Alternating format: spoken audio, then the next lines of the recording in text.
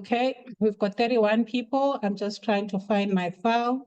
Welcome, everyone. Thank you for being here. It's a lovely afternoon. We are feeling so grateful. We're feeling very blessed that we have you on a beautiful Saturday, long weekend.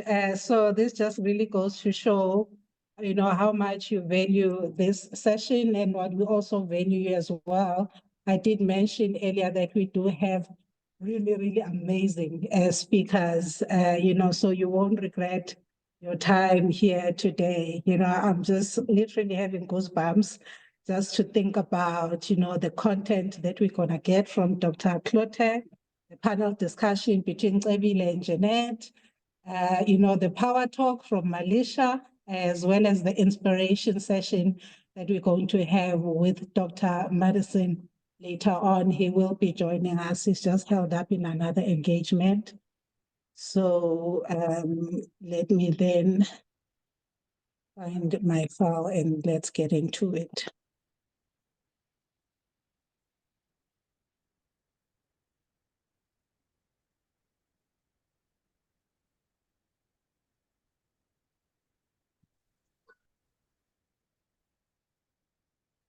Okay, can everyone hear me? Can you see the screen, the presentation?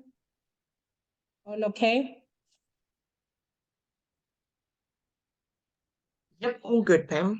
Yes, we can. All right. No, thank you so much. So thank you for being here. I am Pamela Xaba once more. I am the founder, the HR professional, the entrepreneur, the podcast host, the founder of Nonkosi Creatives, which is really an HR consultancy agency with a creative edge. And we really bring HR solutions in the context of talent management, leadership culture, and employee experience journeys. We collaborate with other HR professionals, with other entrepreneurs. We invite really influential, successful corporate executives, both in the public and the private sector, to our podcast known as the Diversity Roundtable. And we also interview influential entrepreneurs on this podcast, really with the aim of them sharing their stories, their journeys, their wins, their joys, their challenges, how did they actually get to where they are today, with the aim of inspiring young professionals, up-and-coming entrepreneurs, mainly from previously disadvantaged communities. So that's what we do. But the purpose for today really is to introduce Nonkosi Women's Network, which is really an initiative by Nonkosi Creatives. And we are really aiming to connect or to really build a powerful collective that aims to connect, to uplift, to equip resilient women with tools, networks, and opportunities to thrive. Not that there are no other networks out there, of course there are, but it's always good to tap into different networks, to tap into different people, like-minded people that share your school of thought, that share your passions, ideas about business, about entrepreneurship, about life, about personal and professional development. Because we all know, those that are entrepreneurs, the journey of entrepreneurship can be very lonely. I found out that the hard way when I exited corporate almost 2 years ago, and I was now really trying to start this business. I realized that there were many hurdles and things that I just didn't know. When they say you don't know what you don't know, you actually then just learn by making mistakes, and you take the lesson and you move on and not giving up and being resilient. So that's why really we are here to share the journey, to talk about, to have a meaningful dialogue about what it will really take, but also to come up with a tangible way forward. Like I said earlier, when we were opening this, when we were having a speakers engagement earlier, was that we don't want this type of sessions to be more of talk shops, and then we had a 2-hour session, clap hands, everyone goes away. But we need to have a very impactful call to action towards the end in terms of what are the tangible initiatives that may come out of this, and then how do we plug these into other networks in different parts of the country on an annual basis, as well as on a monthly basis. So I think while we move on, it's very important for us to just really recognize, in total, we had about just over 140 people that registered for this session.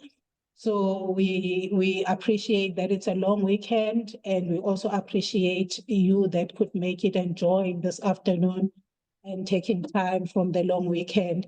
But also let us just, absorb and really, share the industries that are represented during today's sessions and some of the people that registered for today's session, just to amplify, really the type of knowledge, the type of skills, the type of leaders and individuals that are on this call today and the industries that they come from.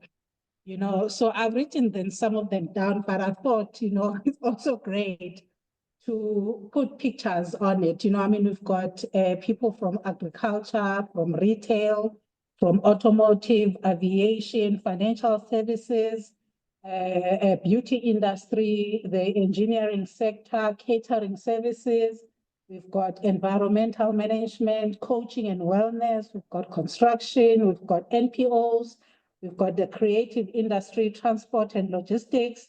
We've got supply chain, digital media, education. We've got energy distribution, education, FMCG, government, public sector administration, healthcare, human resources, ICT, insurance, legal, local government, manufacturing, marketing and advertising, mental health and wellness, mining, oil and gas, pharmaceuticals, professional services, project management, many more, as well as real estate. So if I've missed your sector, really, it's not by intention, but I'm just highlighting the ones that I've seen from people who have registered to join this session. So I'm just really, really honored and humbled that I have really, really remarkable people on this call today. So while we move on, without really wasting time, let us talk about the purpose, the vision, and the mission of this network and what it is that we are hoping to achieve. I did mention earlier that this is a business and social network, so that you are not alone. It does get very lonely, but you have a network, another network. If you already obviously belong to another network, you have this network as well to tap into from a business and social context, where we promote a thriving community of empowered women through coaching, mentorship, and capacity building efforts. We create a lasting impact that cultivates leadership and economic empowerment. So all of these things will come to life with then the follow-up initiatives that we'll do on a monthly and on an annual basis, tapping into the skills and professionals, of course, of this network, right? So we'll also have a call to action to ask you if you want to join the NWN network. There are no monthly fees or minor fees to subscribe, just for us coming together, putting ideas together, and then obviously curating events either on a monthly and on an annual basis, amplifying our vision to build a strong, inclusive, and resilient community. And of course, that aims to equip women with the tools, networks, and knowledge, like I've said earlier, that are necessary for success in business and life and careers, and promoting a culture of diversity and inclusion. Of course, there's a lot going on in our global politics as well as in our country, so it's very important that we connect with like-minded people to promote resilience, and then just to highlight our core values of empowerment, collaboration, diversity and inclusion, sustainability in the context of long-term support structures, as well as encouraging perseverance and adaptability in the changing world of work in a very, very fast pace, as we are seeing it lots of changes, but there's also a lot happening in our communities as well.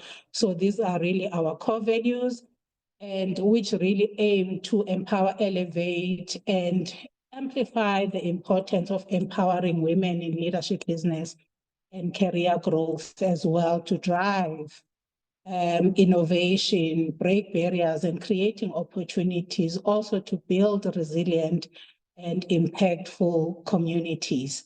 So without wasting much of your time, so I think we've covered the basics. Let's just really get into what you can expect today. So in a few minutes, we will have Dr. Harlan Trotter, who will give us a keynote topic around women as catalysts for good governance and community development. Please check him out on LinkedIn, follow him, connect with him. We are just so privileged and honored to have him actually availing his time today. I know that Dr. Kluter is your anniversary, but thank you so much for honoring the invite as well. We really are, these are just the type of leaders that we roll with. So just check your network, Your network, they say what your network is your net worth or something like that. So thank you, Dr. Clote. And then we will have a panel discussion with the two lovely ladies, Nqobile Kulu, as well as Janet Featherstone, where we will unpack women at the forefront of economic empowerment and career growth. We're really, really looking forward to these really powerhouse leading ladies in our network. Thank you so much, Nqobile and Janet, for gracing us with your presence. And it will be followed up by the Power Talk with Malisha, who is really an HR strategist in her own right, with the topic, the power of reinvention, leading with purpose in a changing world. Thank you, Malisha. I know that your talks are really, really powerful, so I'm really looking forward to this one. Later on, we will have Dr. Madison Gafferson, who is originally from Cameroon, but he's based in the US. He's a university professor in one of the universities in the US. And when we asked him to partner with us for this event, he actually invited me to Cameroon last year for one of his Leave to Lead John Maxwell events. He will talk about it when he joins, but today he wants to talk about the women that have really influenced his life, throughout his journey, and also share some of the leadership nuggets that he has from his journey. So thank you so much. We will then close at 5:30. So at 5:10, we'll summarize the key takeaways. We'll talk about the upcoming events like the Business Amplifier, as well as the monthly business and professional masterclasses, and then also with a call to action to join our network at no cost. Like I said, there are no monthly fees or annual fees to join this network. So thank you so much. With that, I will stop sharing and I will hand over to Dr. Clote, who will then give us the keynote address. Thank you so much. Over to you, Dr. Clote. Thank you very much, Pam. I hope I can get the sharing right here. On the screen, where do I go for sharing now, Pam? So next to bottom icons, we've got participants, chat, react, raise hand, share. Yeah. Okay, share. Okay, all right. I've got share entire screen. Okay, I'm just open up here. You can see it? Yeah, we see your emails or your folder. So just click on the presentation that you want to share with us. And is it there? My screen, that's so horrible. You can see it, the presentation? I think you'd have. Yeah, you can see it, but you just need to open it and. Okay, let me just try again. Yeah, I think Okay. just double click on the presentation, then it will open. Just double click on it. Okay, let me just see.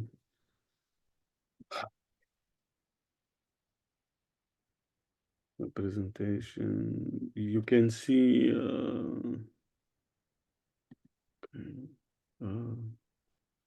Let's try again. So share, then I go to Mhm. desktop one or Thrive projects. Entire screen.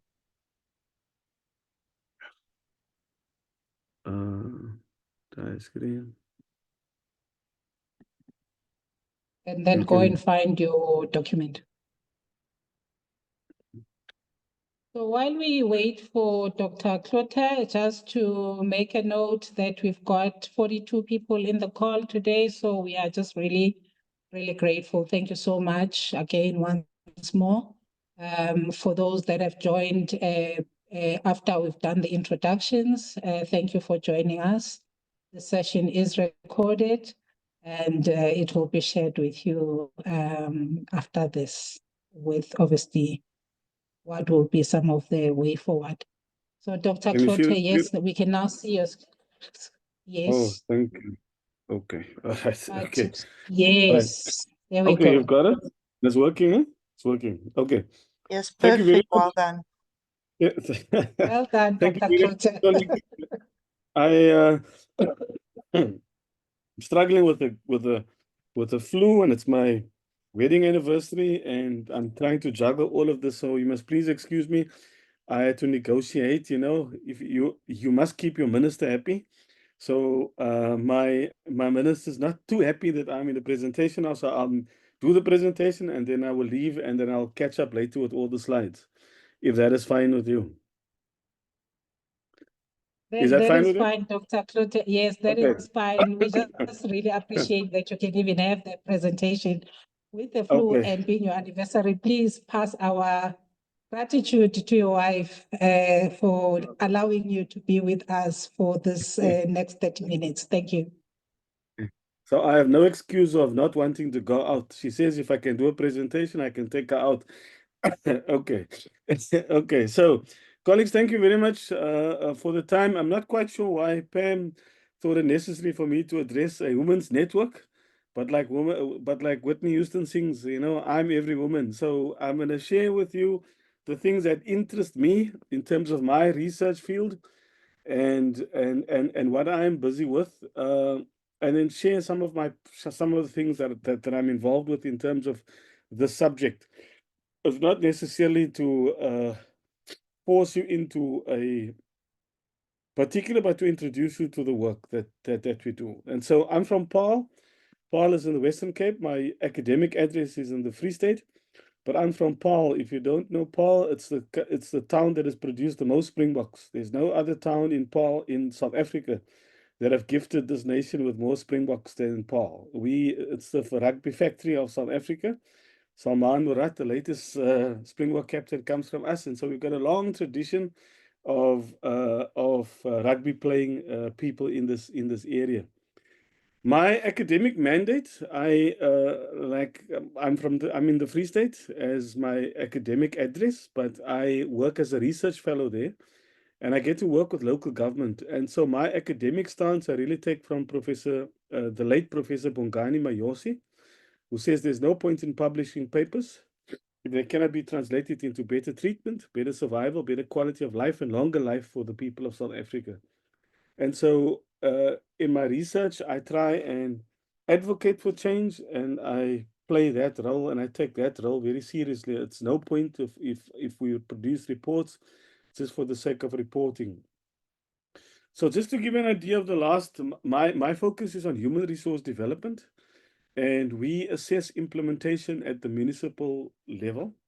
I think that is where most of the challenges take place. And just to give an idea of the research that we've conducted the last 3 years was in knowledge management. And then we've done women in leadership, a study, and then evidence-based human resource development, and then municipal staff regulations. It's the new regulation that was passed recently to make sure that we professionalize local government. But I want to come back to this slide here. I think Pam, and I'm sure you can identify, we see the end today, but I'm sure you know this graphic. Success is like an iceberg. This is the top, but below all of this is really where the hard slog happens, the sleepless nights, the rejections, And I really want to commend Pam, for being a transformation leader and putting this effort into making sure that we move forward. So thank you very much, Pam, for your efforts. So I think this discussion also takes place within the context of the Sustainable Development Goals. I use this all the time in my work. I'm not going to go through all of them, but no poverty, zero hunger. And then I'll jump to my favorite ones, 16 and 17, which talks about peace and justice and strong institutions. If we're going to survive in organizations, it's going to be through strong institutions, not strong people, but strong institutions. And the challenge is to create institutions that outlive us. And we can only do that through partnerships like we are seeing here today, as where we partner with one another. I had somebody share with me the other day that we are all angels flying with one wing, and you need another angel to fly with you. And so there's no way that we can do this alone. We are all, you must remember that, and that keeps me grounded, is that we are all angels with one wing. We need other angels to come next to us, and then we can fly. Otherwise, we cannot really fly. So this discussion also takes place within the context of the Africa agenda and the Africa that we want. It's something I was speaking to the AG's office where we presented our research the other day on municipalities. And I must admit, sometimes it feels daunting. It's, is our work really making a difference? But I think we're working towards an Africa that is prosperous, based on inclusive growth and sustainable development, an integrated continent politically united based on the ideals of Pan-Africanism, an Africa of good governance, respect of human rights, justice, and the rule of law, a peaceful and secure Africa, an Africa with strong cultural identity, common heritage, values, and ethics, an Africa whose development is people-driven and relying on the potential of African people, especially its women and youth, and caring for children, and Africa as a strong, united, resilient, and influential global player and partner. And I think sometimes we need to remind ourselves that South Africans, that we are in fact on the continent, that we are Africans, and this is the continent, and this is what we are working towards. It's hard work, it's difficult work, but I think it is work that is so necessary. And wherever we are, we find ourselves in our little corners like we are gathered here today, is that to remind ourselves, that the work that we do matters. It's very ungrateful work sometimes, but it matters, and that we are making a difference within our society. Of course, this discussion also takes place within the context of our National Development Plan of 2012, and I need to remind you that we have got some of the highest unemployment rates in the world.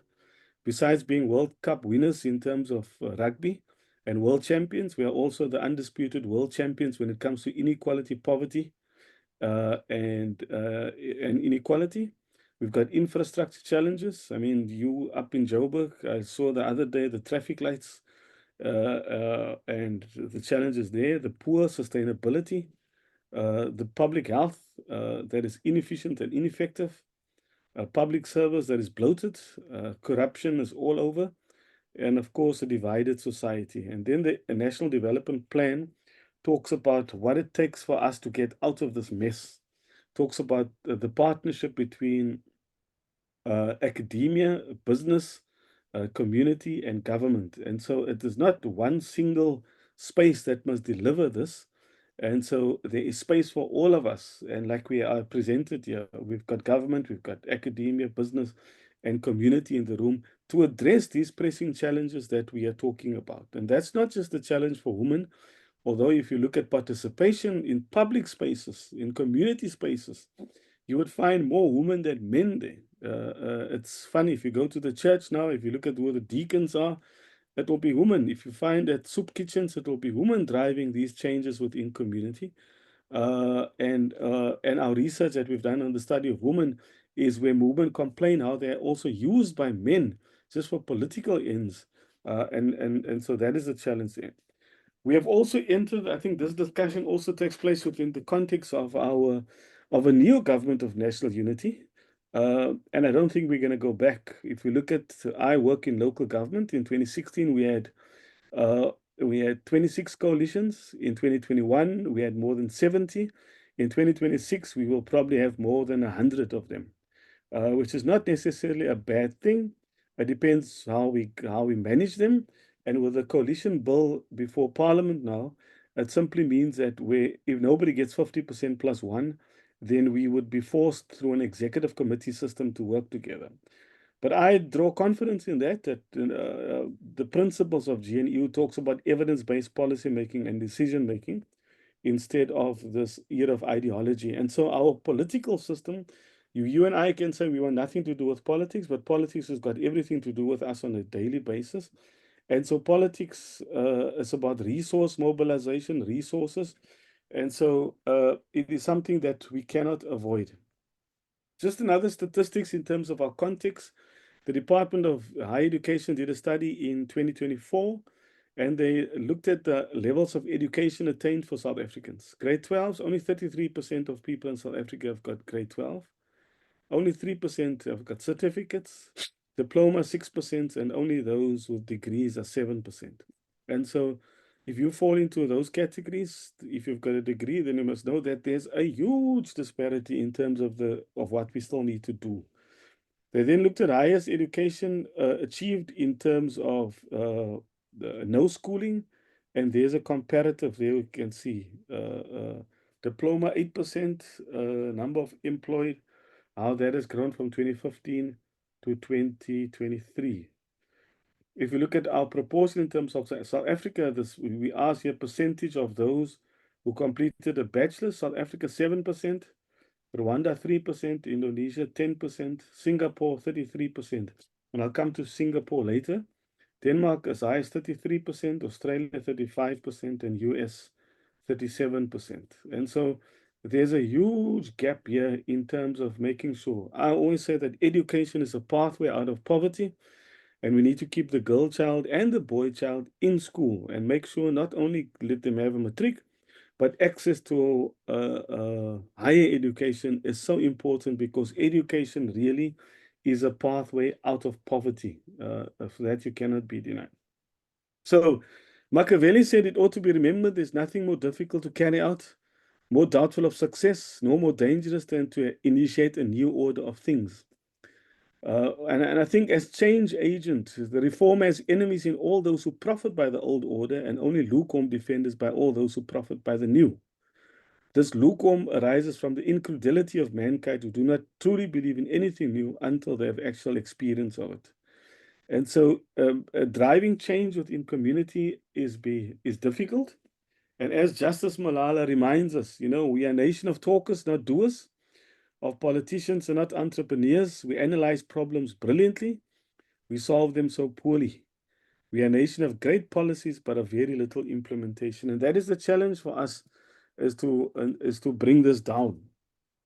And so just in terms of context and definitions, so government is a specific entity, while governance is that methods of process of governing, that relationship between those in government and not governing. So I think we are moving from government to governance, where people participate in the affairs of government and not just say, I sit back and I leave government to deliver services to me.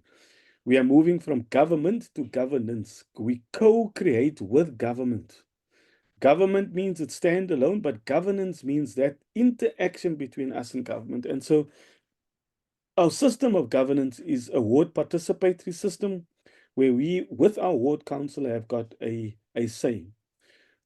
To be able to do that requires leadership. And one of my simple definitions of leadership is we can complain, but you become a leader the day when you accept responsibility. And so leadership has got to do with responsibility, seeing a problem and doing something about it.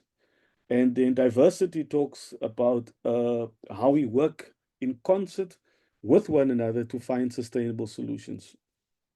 So this one definition of the community says transformation is linguistic. We can think of community as a conversation. We then act on the principle that if you want to change the community, all we have to do is to change the conversation. I think that is what we want to do here today. That is what Peter Block says. We shift from problems, fear, and retribution to what is possible, to generosity and restoration.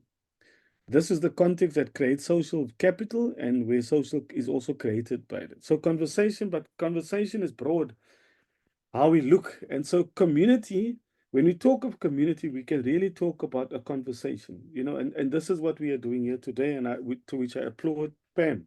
We're creating a community of network of like-minded, and not necessarily just like-minded people, but a community of women who are saying in our little corners in South Africa, or people, that is where we can make a difference.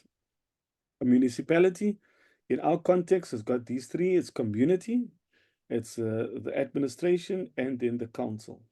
And in the middle of all of this is this aspect of community value and where we create value. And so what is the purpose of the municipality in which we live in? It's to provide democratic and accountable government for local communities, provide services to communities in a sustainable manner, promote social and economic development, promote a safe and healthy environment, and encourage the involvement of communities in the affairs of local government. And so we move then from globalization to localization, knowing that, this word globalization or localization means that we bring the sustainable development goals and our actions at the bottom, at the local level, that do influence society. I'm sharing with you two examples of in Bloemfontein, where where there's an organization founded. And this is how they, through effort, have transformed the King's Park. This is on the left. You'll see what it was like. And this is what happens when community intervenes. This is what it was like in this garden, and this is what it has become through intervention. This fountain was not functioning, and today it is functioning. So what must be done? What must be done in order for us to get out of our governance mess? We have introduced a framework, and you could apply this in your organizations, wherever you are. And we are saying we're calling it Governance 5IQ. And this talks about active leadership. Why do we do what we do? We need active leadership at all levels of our society. And I'll show you this. And so it starts with a conversation, why we do what we do. It talks about vision. How is it being done? Talks about the things that we do every day and talks about our strategies. How will we at any given moment know that we are on track? Talks about monitoring and evaluation. If we are not on track, what is being done about it? It talks about consequence management. And how do we lead and learn? Talks about knowledge management. Yeah, and I'll talk later on that. So what is, I think, where we are in our country now, with everything happening around us, is to have a very pragmatic approach. In Singapore, they say they have entered the era of pragmatism. It doesn't matter whether the cat is black or white. If the cat catches mice, it's a good cat. So it doesn't matter your ideology. If it works, is what Singaporeans believe. And I think if we're going to get out of our mess, if we're going to it will be through people that have got very high GTSD scores. There are some of us with very low GTS. I'm sure if you look at your network and people around you in your team, there are people with high and you decide what that is done. Get the stuff done, or there's another word, that's why I left it open, get it done. But I've discovered this book. A colleague of mine introduced me to this book recently, and I'm working through this book now, called Deep Work. And the premise of the thesis of this work talks about how we live in this, with all these network tools around us, and how these network tools actually distract us. And the definition I'll share with you: deep work versus shallow work. And he says, deep work is professional activities performed in a state of distraction-free concentration that push your cognitive abilities to the limit. These efforts create new value, improve your skill, and are hard to replicate. Shallow work, on the other hand, is non-cognitive, demanding logistical style tasks, often performed while distracted. These efforts tend to not create much value in the world and are easy to replicate. And so I find myself, if we talk about having a GTSD, then you will have to then I have to, this book teaches me, but I've realized that, you sit in front of your computer, the WhatsApp goes off, the computer, the email is answered. And so you can find yourself being involved with distracted work and not being able to get the stuff done. And so I think if we're going to move forward as a society, it is to be involved in deep work, those that requires distraction free. 4 hours, 5 hours of sitting through and working through problems without distractions. And that means sometimes switching off your cell phones. And so I'm fascinated about these things that I'm discovering reading this book.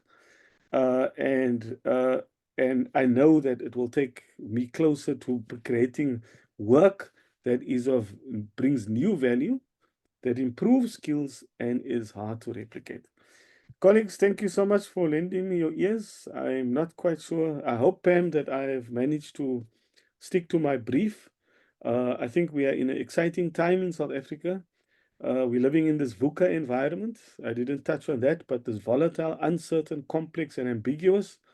The ambassador is on his way back from the US, and so certainly, it's a complex environment in which we live in. But I think for us as women, or as us as women and as leaders, in this volatile, uncertain, complex world, it is for us to create certainty, and where there is doubt, to create certainty that things are not falling apart, things are holding. And I think women are masters at that. In our research study that we've done, the woman not complained, but says the difficulty is of being a career woman, being a good politician, being a mother, being a wife, and to juggle all of these things, and it's the rock, women normally are the rock in society. And so I really applaud you, Pam, for bringing people together, and for allowing me also the space to share with you some of my work. Thank you very much. I'm happy to answer questions before I leave.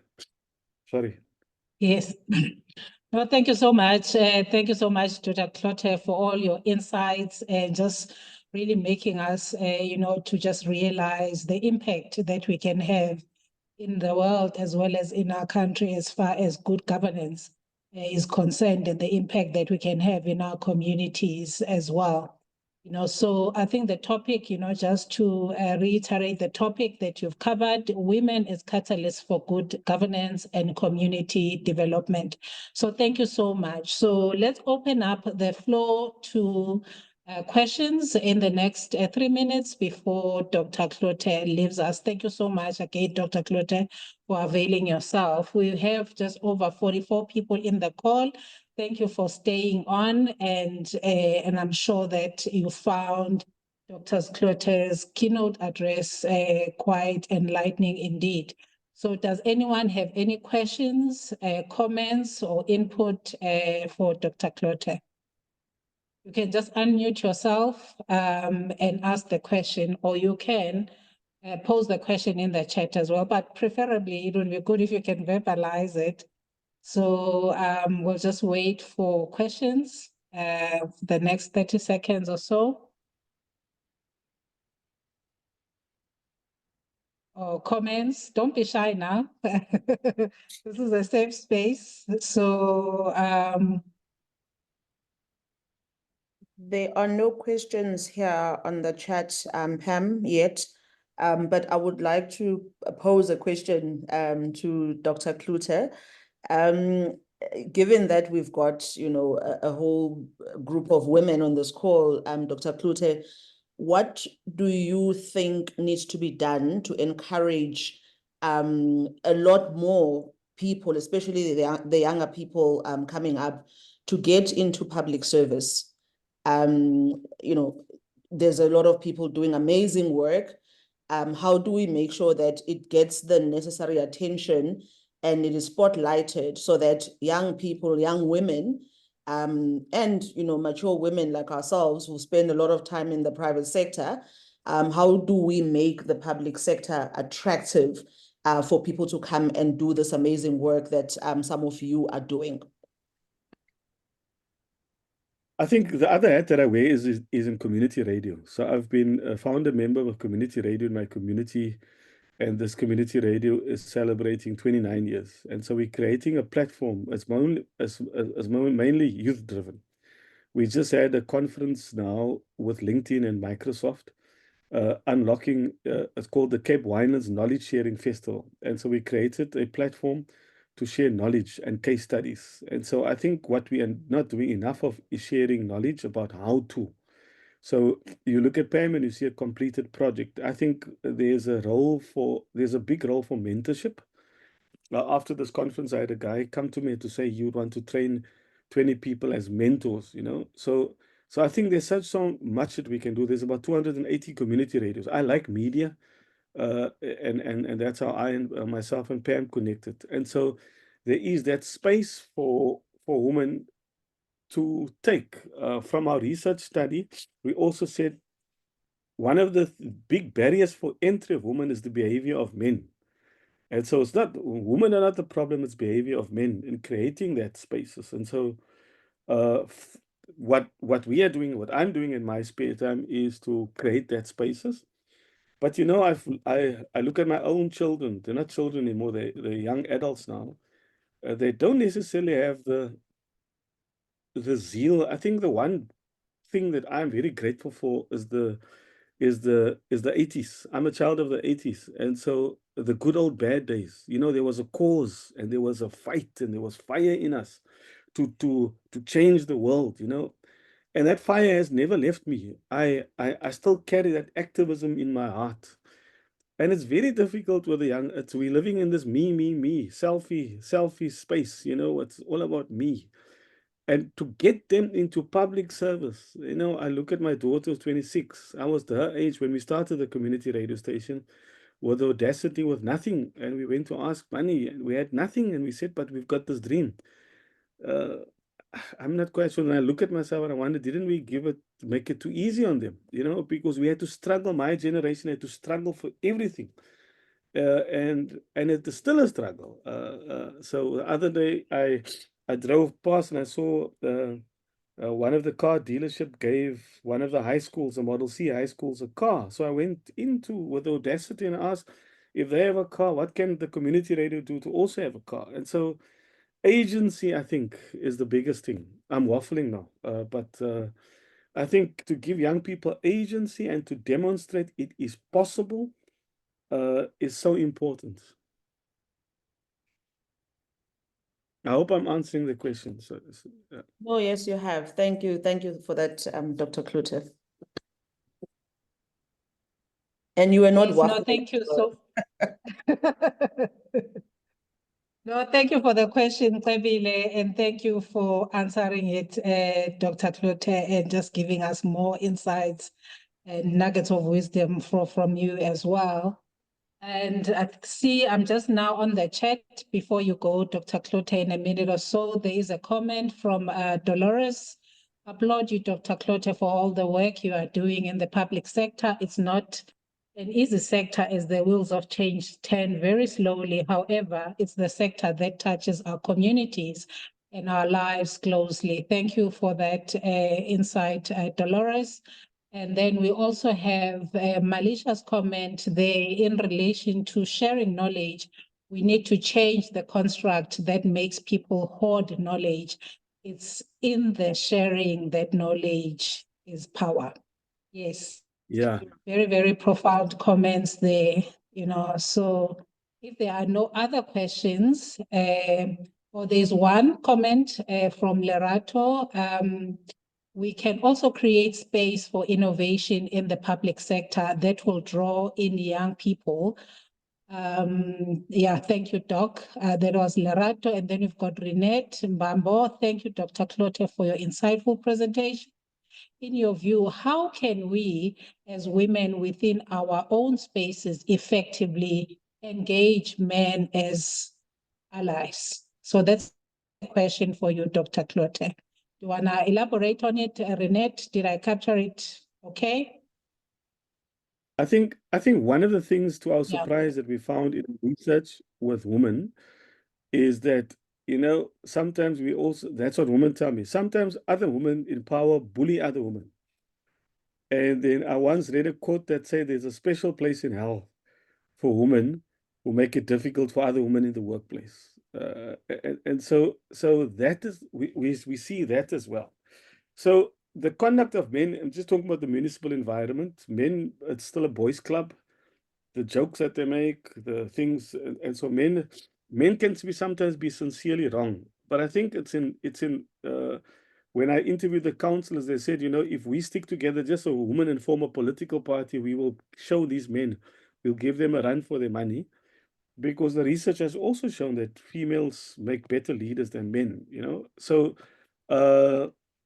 there's a lot that we can do. I think networks like this help, that we support one another. But that point that somebody made earlier, I deliberately, we started this thing called knowledge sharing. We don't share, specifically in the NGO environment. I get money from Vodacom, and Pam asks me who supports your conference. Then I talk about the weather, talk about something else. You don't want to share as if it is my Vodacom. And so you need to get out of that. The more you share, the more you give, the more you receive. And so it is from that paradigm. Miles Monroe said, and I live by that as well. I really want to die empty. I want to give as much as I can and share with the knowledge, because the fact that I'm speaking to you today, somebody gave me a chance. Somebody believed in me.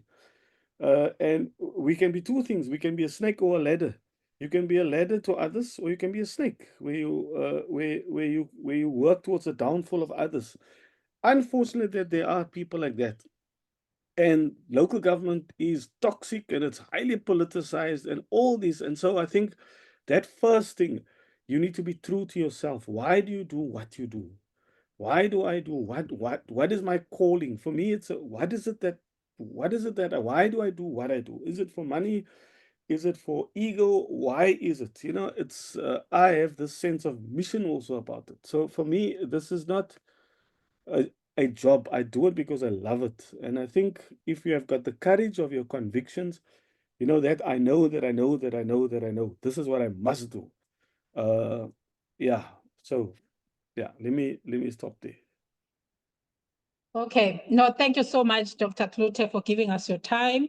We have run out of time, but we really, really highly appreciate you. And, there's a profound comment there someone has made, you can be a snake or a ladder.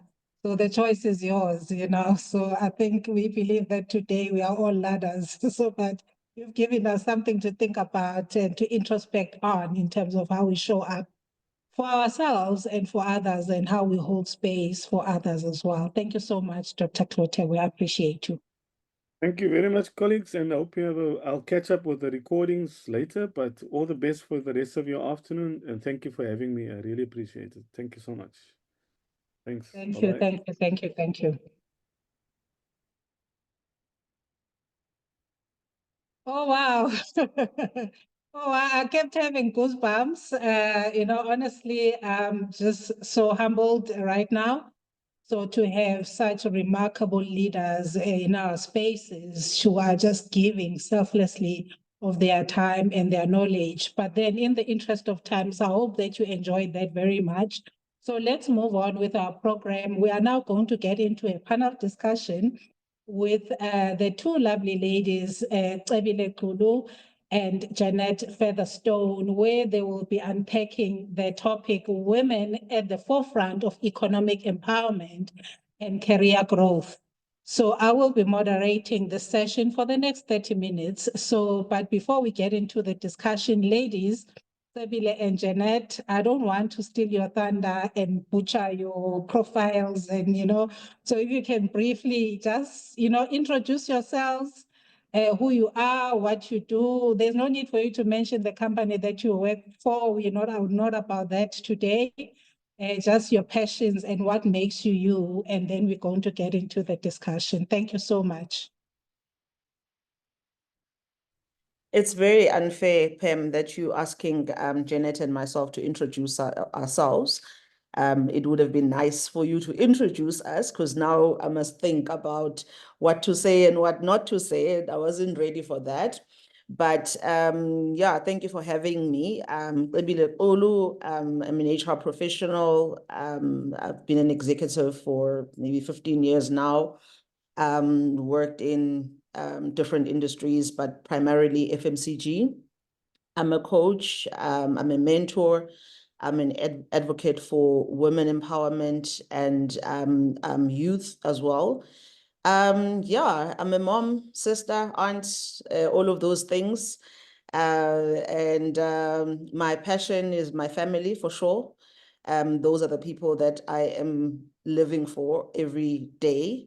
And yeah, I enjoy what I do and where I do it and who I do it with currently. And like you said, we're not mentioning companies, but I must say that I'm in a place where I am feeling very empowered. Great team. Some of them are actually on this call today, and I'm very grateful that they took the time to come and join. So that's me. People can ask me if I didn't say things, or as Nqobile said, on Real Housewives of Durban, I also binge watch some of these series. You can Google me. Yes, thank you so much, Nqobile. So that is Nqobile Xulu. Please check her out on LinkedIn, connect with her, and let's really, really get to connect and know each other. Thank you, Nqobile. So over to you, Jeanette. It's really lovely to be with all of you. Pam, thank you for the invite. I feel really honored to be here. So I think what might be relevant for me to share is I was in the corporate game for probably about 20 years, and also climbed the ranks very quickly, found myself on the board of a listed company, made every single mistake that I could possibly have made along the way, because I didn't have a mentor and I didn't have somebody to hold my hand and say, this is how you do it, or this is not how you do it, or be careful of this, or, you know, pursue. I didn't have that opportunity. And for me, that's why now, that's my purpose. That's why I do what I do, because I want people to have the support that I wish I'd had through my corporate experience. And I left the corporate world in 2008. Very similar, I think, to Nqobile. I pursued a coaching career thereafter. I was very fortunate that I also stepped into the academic world. So I do a lot of work, on amazing programs with amazing clients, and it keeps my learning sharp. Because wow, you're surrounded by really, really smart people in that environment, as we've just seen with Dr. Kluter. So I hope, Pam, I've done that justice. But yeah, that's me. Yes, no, thank you so much, ladies. You see, I couldn't have done that. I couldn't have introduced the both of you this way, right? So now there's a reason why you needed to introduce yourself, because there are certain things that you said that I could have never said. So thank you so much for your humility. Thank you for your time. And thank you just for giving of yourselves as well. So let's get into today's topic, ladies, which is women at the forefront of economic empowerment and career growth. So let's just set the stage and set the tone with an opening question, because we know, right, Jeanette and Nqobile, that women continue to break barriers in leadership, yeah? But yet we know that the journey to the top is really straightforward, yeah, for most of us, right? So from your experience, Nqobile, you can go first and then Jeanette, or either or, it doesn't matter really. So, but from your experience, what is the single most important mindset shift women need to make to advance in their careers? What is the single most important mindset shift women need to make to advance in their careers? So over to you, ladies. Wow, I Just don't know setting if I should say stage and Jeanette setting go the first, tone. because there's Okay, go for there's it. so many things to be said in response to that question. But I think today what I want to land Yeah. is that as women, we need to realize that nobody owes us anything. When you get into the corporate environment, do not walk in there with the expectation that someone is going to do something for you, that someone is going to pull you up, that someone is going to mentor you. Those things need to happen. The environment needs to allow for all of those things to happen. But I think if there's one thing that I would ask everybody here today, if you take anything from what I'm going to say, take this. Nobody owes you anything. You owe everything to yourself. Yep. Thank you for that powerful note. Really, that's the mindset shift, right? That you owe it to yourself. So anything to add on that? Thank you, Nqobile. Anything to add on that, Jeanette? You know, I think we're so aligned, because that was really what popped into my mind as well. And again, Yeah. just referencing what Dr. Klutter said, you know, the moment you accept responsibility for yourself, then you become a leader. And I think we need to recognize that we are all leaders in our own life. And exactly what Tabini said, you know, we are not going to just get a handout just because of our gender. We've got to really position ourselves well. We've got to be intentional about our careers, and we've got to make smart decisions that get us to the goal we're looking for. And none of that happens by accident, right? There's a lot of intentionality that needs to sit behind a successful career. Yep. No, let's build on that. Let's build on that, Jeanette, and, you know, and really talk about then the power of mentorship and career transitions. You know, you just made a point that we need to be intentional about our careers, you know, so we know that in most aspects, mentorship plays a pivotal role in career growth, right? But not all mentorship is created equal, right? We know this. But what should women look for then in a mentor? And how can they build meaningful mentorship relationships that drive a real career impact? So, so just help us with that and unpack it for us. Sure. You know, I think the first point of clarity perhaps is just to get very clear on what a mentor is and how that might be different from perhaps a coach relationship. So a mentor is someone who has achieved what it is that you want to achieve. So they are someone who's trailblazed, who are actually have been or are in currently the role that you aspire to be in within a certain period of time. So they have pure subject matter expertise. They have a network. They can open doors for you. They can make introductions, you know, they can guide you because they've been there. And it's almost like sitting with a wise elder and saying to them, what do you think I should do in this instance? Or, you know, what did you learn that would really serve me well where I am? So I think you've got to choose a mentor well.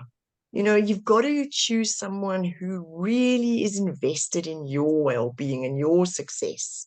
I am not somebody, you know, I think sometimes we also need to be careful because everyone has an agenda, right? So what is the agenda of the mentor? Is it my best well-being, or is it their best interest, right? So I think you really need to sense check why I'm looking for a mentor and the role that that mentor is going to play. And I think critically, you need to be crystal clear on the expectations from both parties of what that mentor relationship is gonna include. So, you know, you want to be able to say right at the beginning, I am looking for a mentor like you who's going to give me advice, introduce me to their network, and help me achieve a promotion in the next 18 months. Crystal clear. I think the challenge with mentor relationships is when they're a bit confused, a bit foggy. So I meet with you, you know, we have coffee once a quarter. What do we chat about? Where are we going with this? I think that's not a helpful mentor relationship, right? Maybe that's having coffee with a friend. Yeah. No, thank you.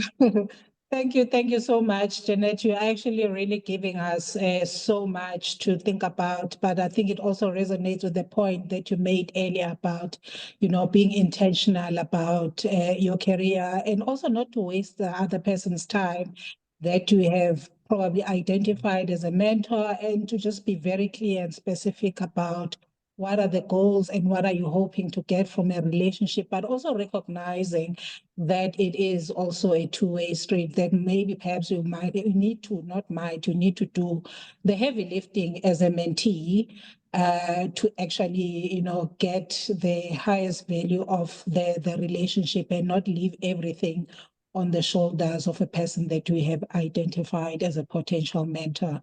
So, thank you Great so, point. so much. That was really, really well put and well explained.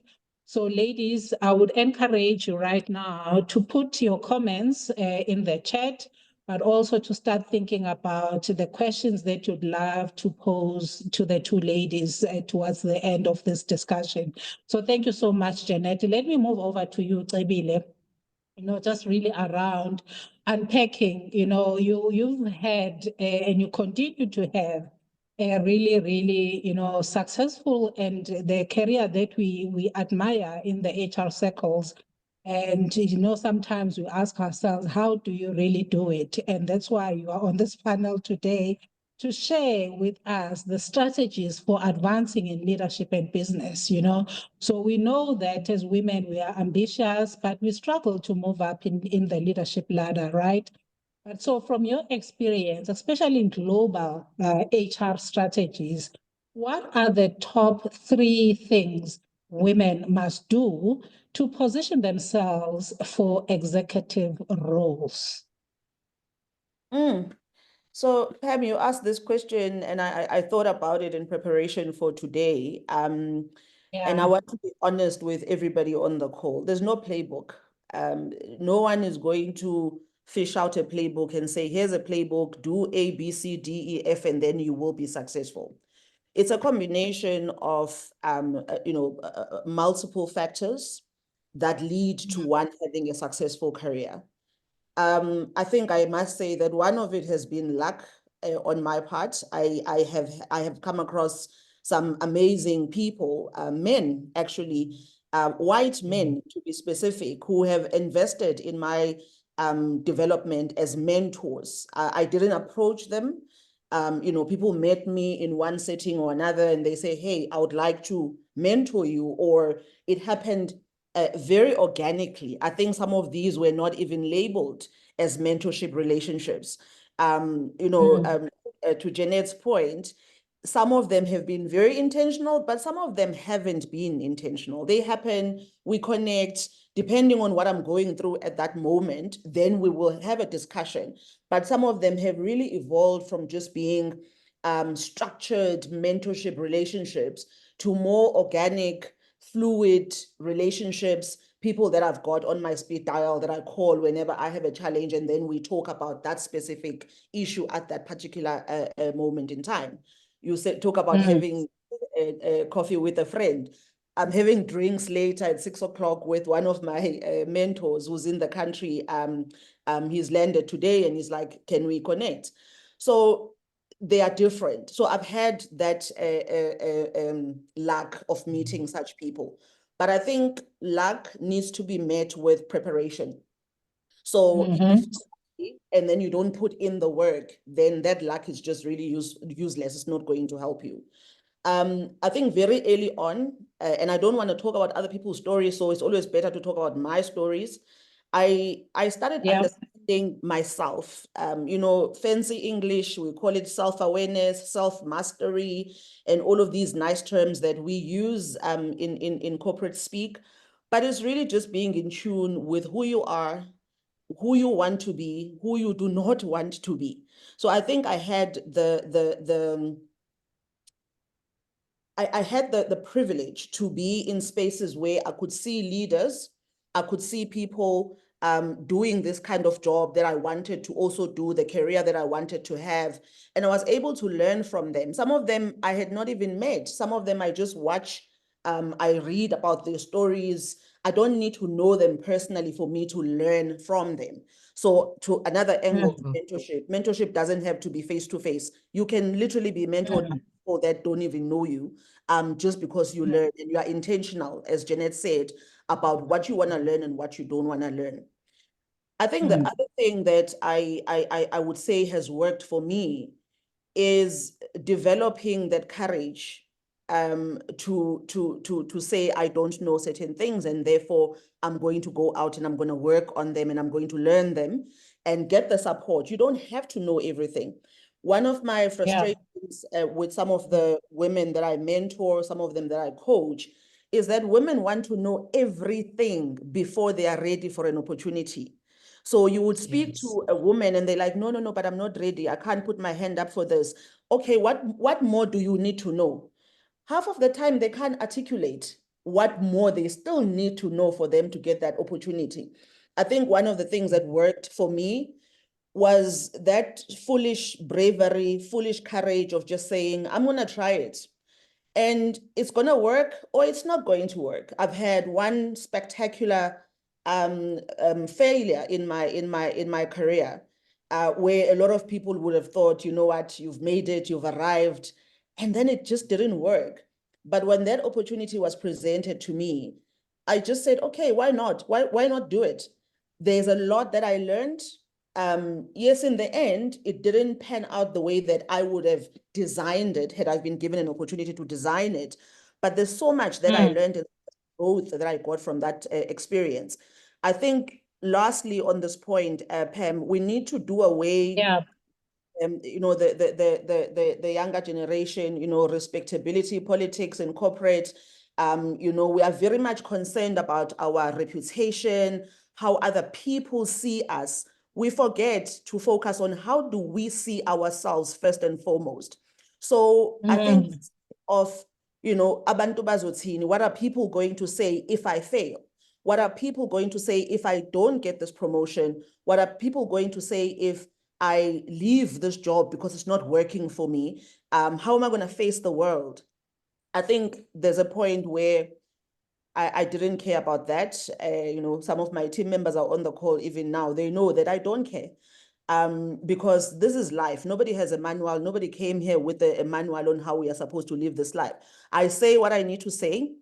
If it lands me in trouble, fine, I'll deal with the consequences at that point.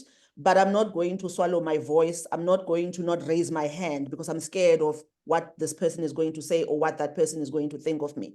Of course, it's important that I have a reputation and I respect people and I am a dignified lady. But when things need to be said, things need to be said. And that's how you show people that you can take on more responsibility, that they can trust you with leadership. Because what is leadership? Leadership is being able to say the things that nobody else is brave enough to say in the boardroom. Leadership is being able to say, I'm going to put my head on the block for these team members because I need them to succeed for the benefit of the organization, not for myself, but for the organization. It's about being able to say that my self-interest needs to stay at the door when I enter the corporate space that I'm in. So worrying about, you know, what's going to happen to you or what people are going to say, I found that it holds people back because then they don't really go out and explore and try things and just be themselves because they are too concerned about what the next person is going to think. Okay. Ladies, I hope you really you know really absorb this. You know this thing yokuthi abantu bazothini. You know, translated directly, what are people going to say? That's what it means for my non-Zulu speakers on the call.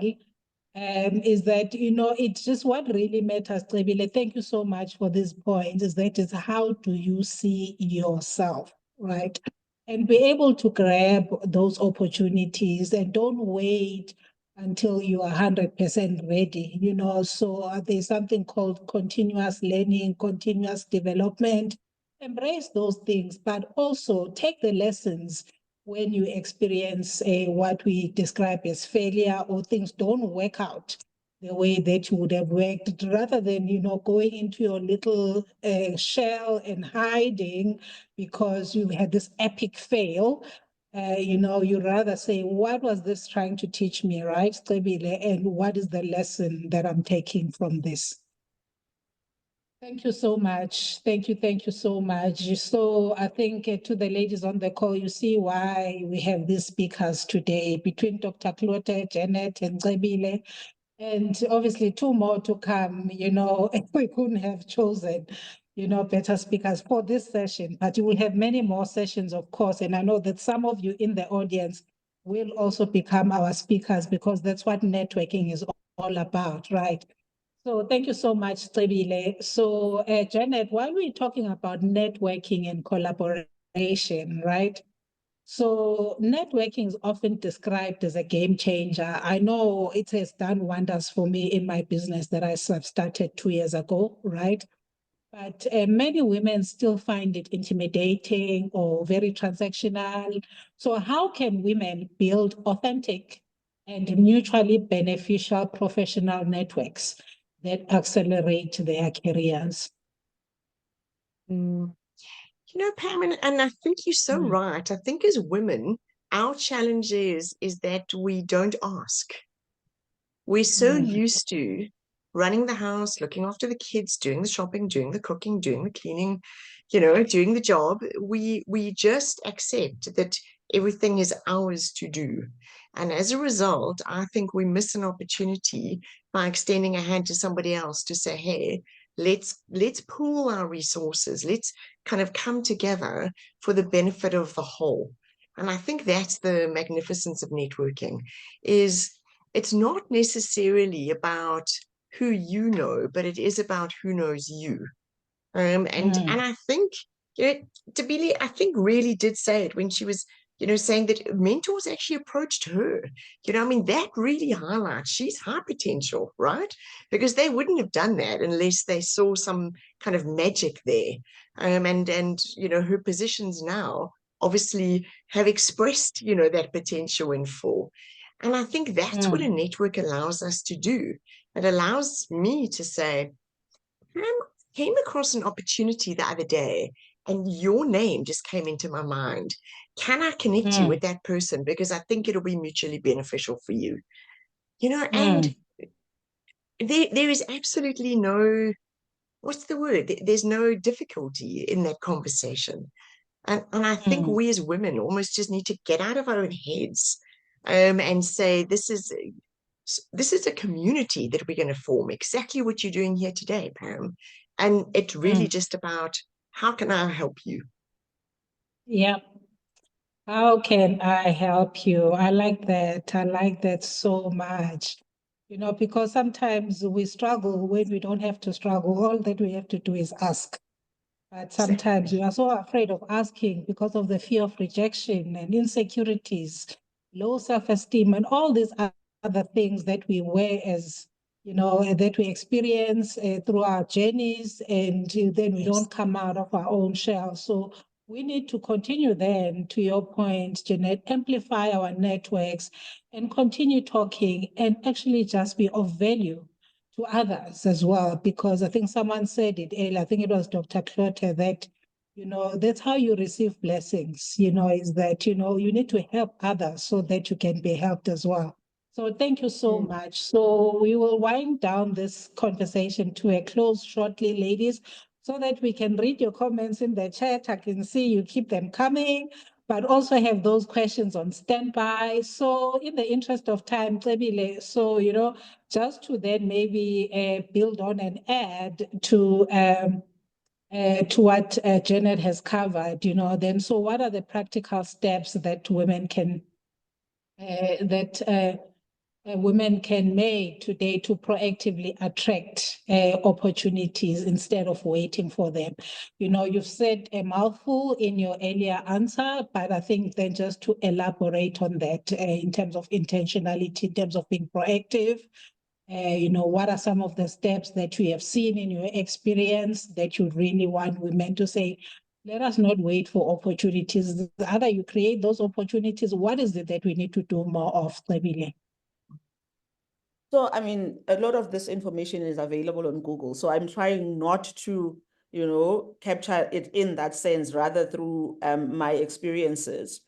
One of the realizations that I've come to recently working with women, I work a lot with women, is that when we think promotion, we think next opportunity, we think, you know, pay increases, etc., we always think, maybe let me go and get an MBA, let me go and do this degree, let me go and do this qualification.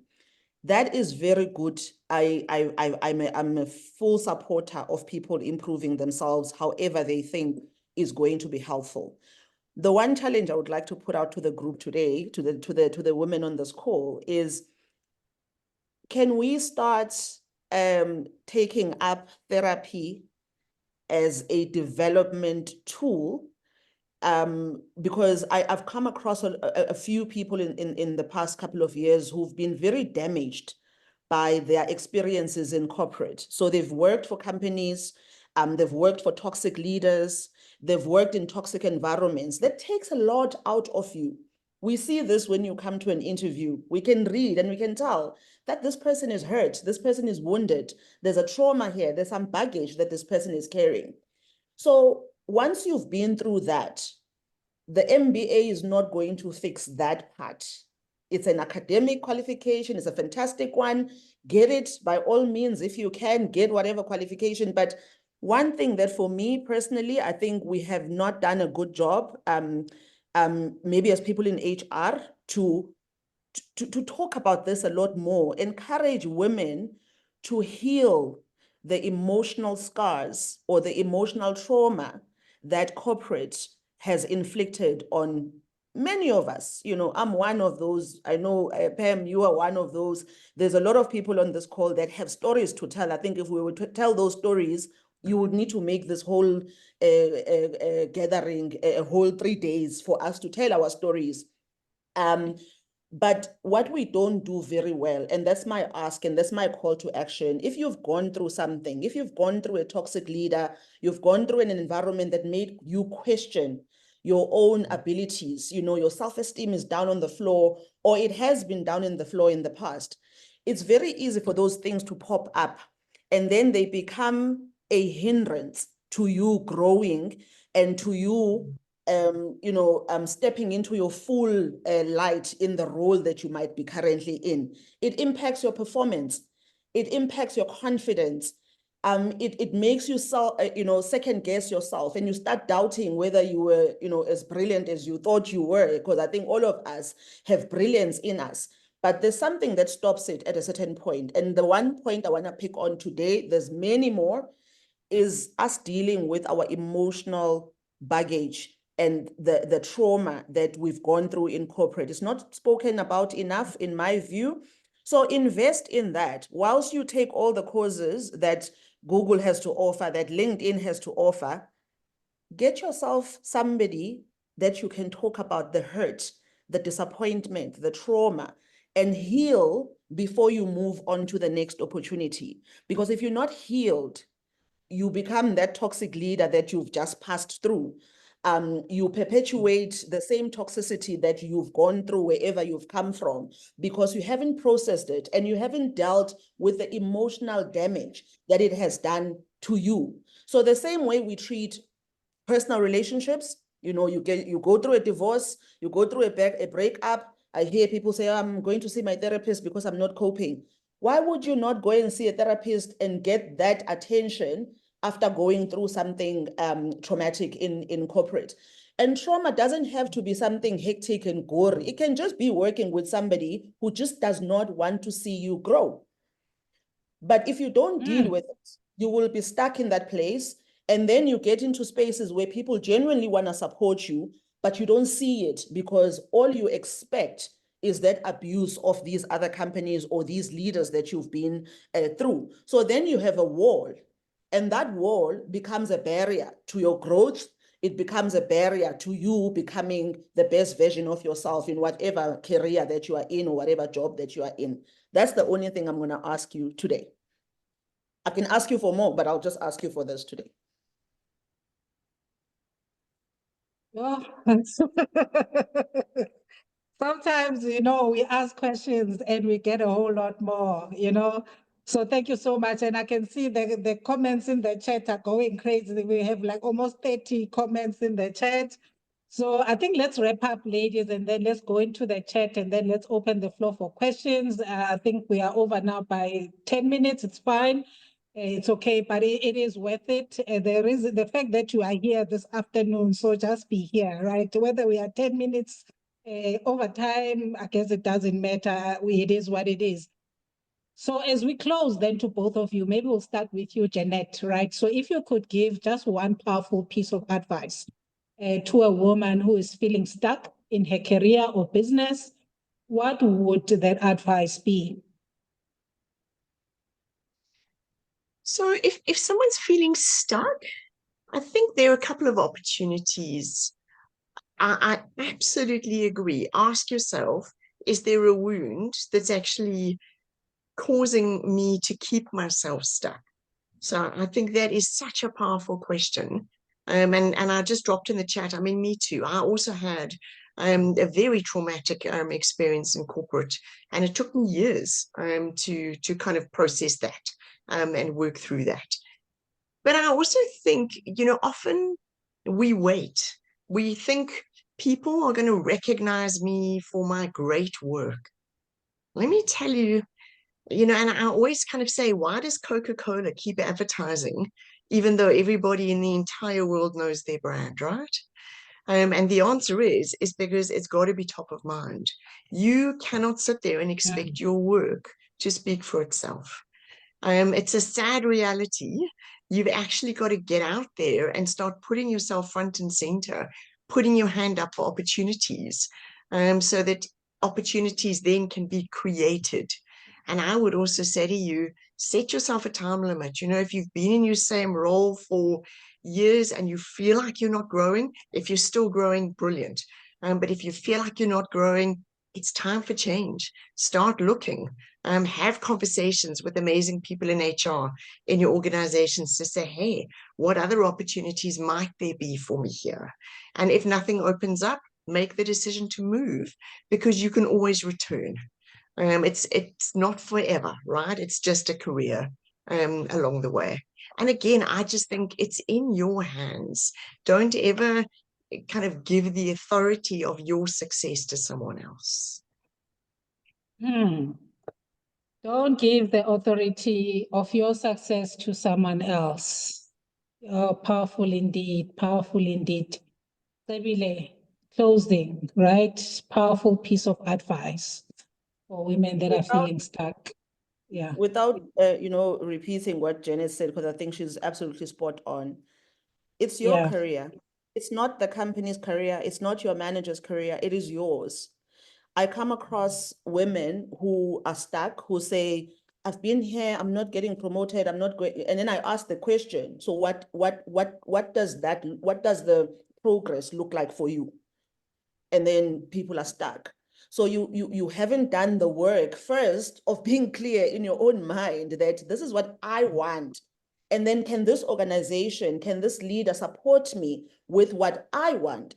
If you don't know what you want, people are going to hand you just anything. And most of the time it's nothing that they hand you because you don't know what you want. And then they focus on other things. So be very clear about what you want. It's as simple as that. I can't, flower it or put nice words to it. It's just that know what you want and remember that that career is yours. Number two, we are not in a stokvel when we are at work. We are not in a society. We are there to work. We are there to deliver results. If you don't perform and you don't understand what great performance looks like, it is again up to you to figure out, are the organization's goals clear? Do I know what I need to do for me to perform and deliver? Because if you're not performing, trust me, no one is going to extend mentorship to you. No one is going to sponsor you because the great football teams, Vodacom sponsors teams that are winning. I'm not going to mention names because I'm going to get into trouble. But teams that are not winning, you would see the kind of sponsorship that they get. Nobody wants to be sponsored by some of those sponsors. Some of them don't have sponsors because nobody wants to put their money on something that's not going to deliver any return at the end of the day. So when you are given a task, do it, give it your all, and really put your hand on your heart and say, I tried, I really gave it my best. And that's just it. If you deliver, things happen. If you don't, then you are guaranteed that things are not going to happen. And then so to my point about the society and the stokvel, sometimes women think that because Pam is now in this role, now Pam needs to be responsible for all of us. Pam must also be responsible for herself, because often no one is responsible for that one woman who's there. We don't need to perpetuate this being the only woman on the table or the only woman who has a seat at the boardroom. We really need to pull other people.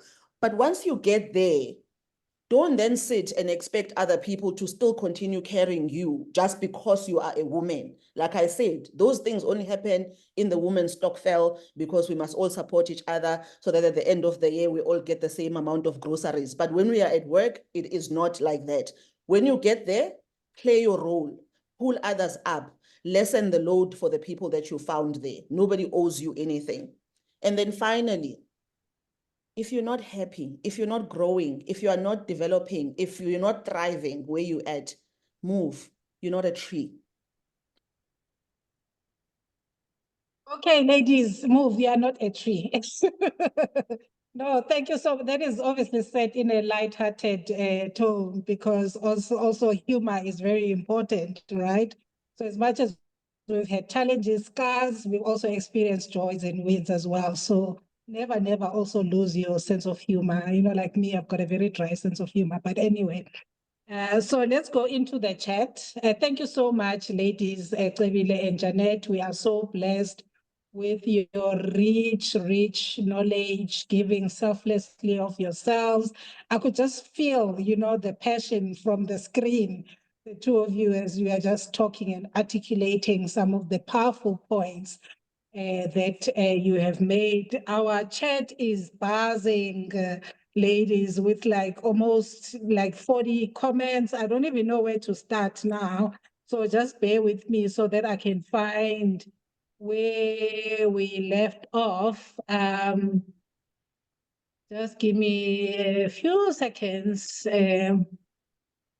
It's a lot, but we are just really blessed. My heart is so warm right now. I'm just feeling so humbled. And also one of our values for this network, ladies, that you are not alone, right? So I think between Janet and Nqobile, they have articulated that point very well, right? I'm really trying not to miss anyone's comments. I'm trying to find where I left off. Right. So I'll start with, so I've got it. You can be a snake or a ladder. That was the last one. Nicely put, Dr. Clote. And then there's Amari or Amaris, if I'm, please forgive me if I'm butchering your name. It's Nqobile is a transformational coach and mentor. Looking forward to this segment. Yay. Melanie said, I agree with you 100%. Nqobile, I can't agree more. Great answer. So true. Just needed this reminder. Nqobile, that is from Jabuli Siwe, and 100% Janet. That is also from Jabuli Siwe. I'm trying to find, make sure that I move without skipping anything. Yolanda says, I agree with you, Janet, 100%. It all comes down to intentionality. That's a follow-up comment from Dembi. Jill, thanks for this opportunity to listen and to the session so far. Lovely nuggets to work with. That's a comment from Jill. And then we've got Lerato. My summary for now is that your career growth is your responsibility and your personal mission. Choose a mentor whose values align with yours and can untangle some of the challenging paths they have successfully crossed earlier in their careers. Thank you for that profound comment, Lerato. And then we've got Renette. How would you suggest approaching someone, especially someone you don't know personally, to ask them to be your mentor? How would you explain the difference between mentor and a sponsor? So ladies, Janet and Nqobile, you wanna maybe just briefly take that. How do you suggest we approach someone, especially someone you don't know personally, and ask them to be your mentor? And how would you explain the difference between the mentor and a sponsor? Over to you, ladies. Brief, please. Let's be brief. Yep. Jeanette, you can take that because I'm already typing on the chat just in the interest of time. Yeah. Okay. So for me, a mentor and a sponsor are very, very close. A sponsor is someone who, let's imagine, is a board member who is actually going to put you forward when you are not in the room. So they are someone that champions you, that really looks out for you within an organization or a community. So they are a mentor to some extent, but you could almost add a champion on top of that. And for me, that's a sponsor. You know, when it comes to approaching someone and asking them, why be scared? I would just reach out and say, I've admired your work from afar. I aspire to follow in your footsteps. Are you open to being a mentor with me? Why not? What's the absolute worst thing that can happen? And that is they can say no. Or they can say, I would love to, but I'm just too busy, right? So take a shot. You miss every single shot you don't take. And saying no, I would advise, don't take it as rejection. It doesn't make the person a bad person just because they can't extend their mentorship to you at that point. I just put on the chat that there's a lot of people that I look up to, but some of them I don't even know personally. I read what they write. I listen to their talks. I follow their careers. I try and find other opportunities, other touch points for me to connect with their journeys, for me to learn from those without necessarily having them in a face-to-face mentorship kind of relationship. I think also we don't have a lot of mentors. Mentors are also stretched. So people will want to help you, but they just don't have the capacity to do so. So don't give up if somebody says no, and keep trying, look for other opportunities. Now there's platforms as well. If you go into LinkedIn, you'll find a lot of platforms. I won't mention them here, of course, on Pam's show, but you will find a lot of platforms that are specifically about mentorship. And you can sign up, you can get mentored by somebody from abroad, you can get mentored by somebody from here at home. Some of them I share on my own LinkedIn profile, the ones where I know the credibility of the program. So do that, and then you might find yourself being mentored by someone really, really awesome that you would never have thought about. So don't limit yourself to just looking at the ones you know, the ones you see, and you want to have that connection, because it might not always be possible. Thank you so much. Thank you so much, ladies. I hope you were answered there. So let's then continue comments. Thank you, Nqobile. Key takeouts: be intentional and well prepared in your mentorship journey. Open yourself up and be teachable. Be humble enough to admit what you don't know, because that is how you will learn. Be bold and courageous. Don't concern yourself with what people will say. That is a lovely comment and insight from Amari or Amaris. Please forgive me if I don't pronounce your name correctly. Then we move to Sanet, who's saying that I really like Nqobile's story and I'm totally aligned in terms of the lessons she shared. And there's Tembi again. Thank you, Nqobile, for reminding us about being authentic and learn to bounce back from setbacks. Amari again, that is so true, Jeanette. We need to know, we need to get out of our own heads. Yes, that is powerful indeed. And Naima Joel says, thank you, Nqobile. And Jeanette, staying true to yourself is such a powerful foundation for success. And Tembi, what is the key? Tembi is asking, what is the key aspect in keeping sustainable network circles? So in the interest of time, ladies, Jeanette, and Nqobile, if you can type that and respond to Tembi's comment. Sure. And we've got Sanet again, who's saying, Jeanette, the statement of how can I help you is so important. And I use it often in my leadership training sessions. And what and how can you help your people to be successful? Lovely insights there from Sanet Jabulisiwe. Yo, I have to say this in this tone. Yo, so true, Nqobile. We have suffered. I really like what you are saying, right? So deal, and then Renette is saying, deal with our internalized oppressions. Nqobile, love that. And Jill, amen. LOL from Jill. And Dolores is, oh wow, the call to heal.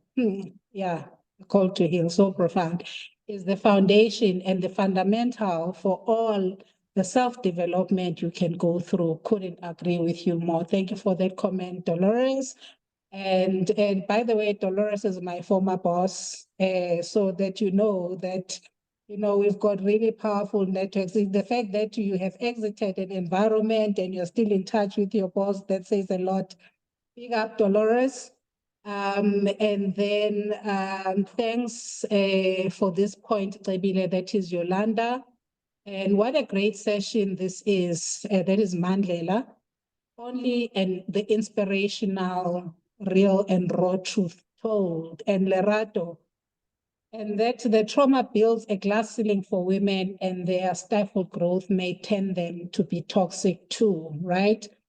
Right, and Carol is saying, yo, Nqobile, we don't heal, but put a bandage, and the wound hurt keeps popping up. Thanks for the reminder. Powerful close, Nqobile. Duduzile is saying, to the point of emotional well-being, one needs to be honest to themselves in truly and honestly identifying what the hurt is before trying to heal just for the sake of healing. Thank you, powerful Duduzile. Jabulile, powerful ladies. Thank you, Janet and Nqobile, definitely taking notes and will implement. Amari is saying, don't give the authority of your success to someone else. Very powerful insight from Janet there. Sometimes making a difference means stepping out, not to compete, but to contribute differently. Thank you, Sanet. Great insights, ladies. Powerful, Nqobile. And thank you to you both. It's a lot, you know, so we run out of time, but you can see what's written in the chat. Thank you so much, ladies, for the powerful discussion. You know, we are so humble. We are so grateful for your wisdom, for your intellect, for your, you know, just for your experience and just for your selflessness today and always, right? Because obviously I deal with you in not only in this session. So ladies, let us close this session, but then if anyone has the one last question that has not been covered, please feel free to put it in the chat. We will give the chat to Janet and Nqobile, our panelists, when they do find time, sometime during the week. They can respond and then we'll share with this network as well some of the key takeaways because we have your email addresses since you registered. And also, I'd just like to stress on confidentiality on your data and personal information that we will not share it with anyone. It will always be done in line with is it the POPI or the Papaya Act or that Act? Okay. So thank you so much, ladies. Let us move on. We are way out of time, but it's all good. Let's move on to our next session. We've got the power talk now, you know, so we've just got more powerful ladies, you know, in this network. We've got Malisha. I want to welcome Malisha. Thank you, Pam.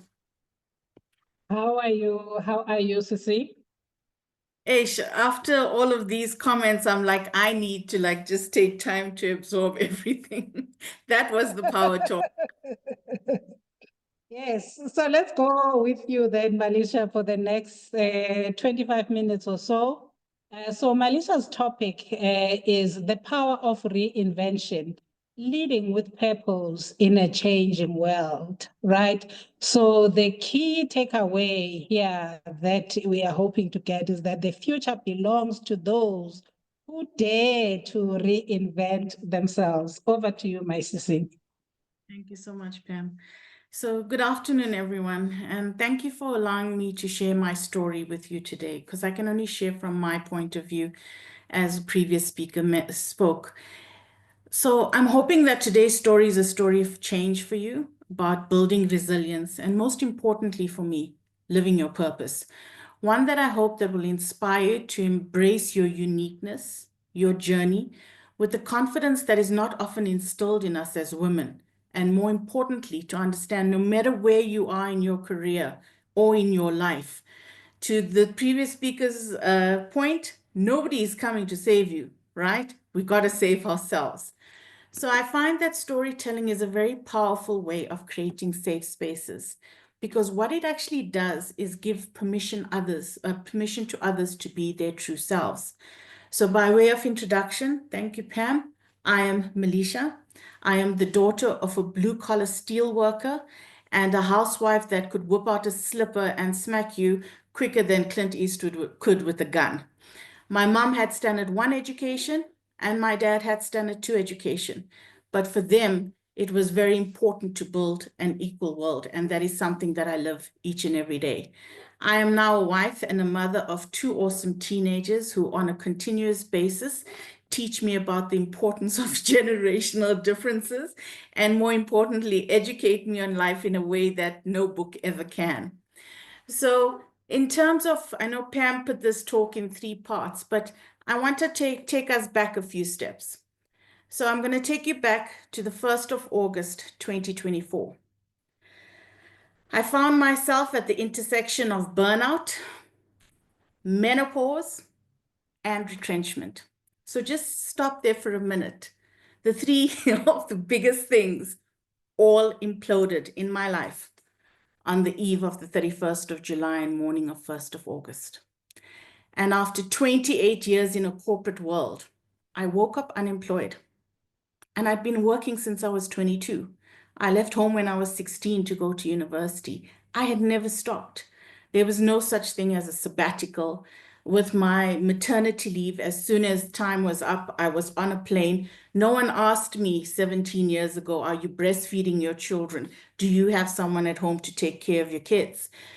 And putting all of this forward to that morning of the 1st of August, I felt absolutely lost.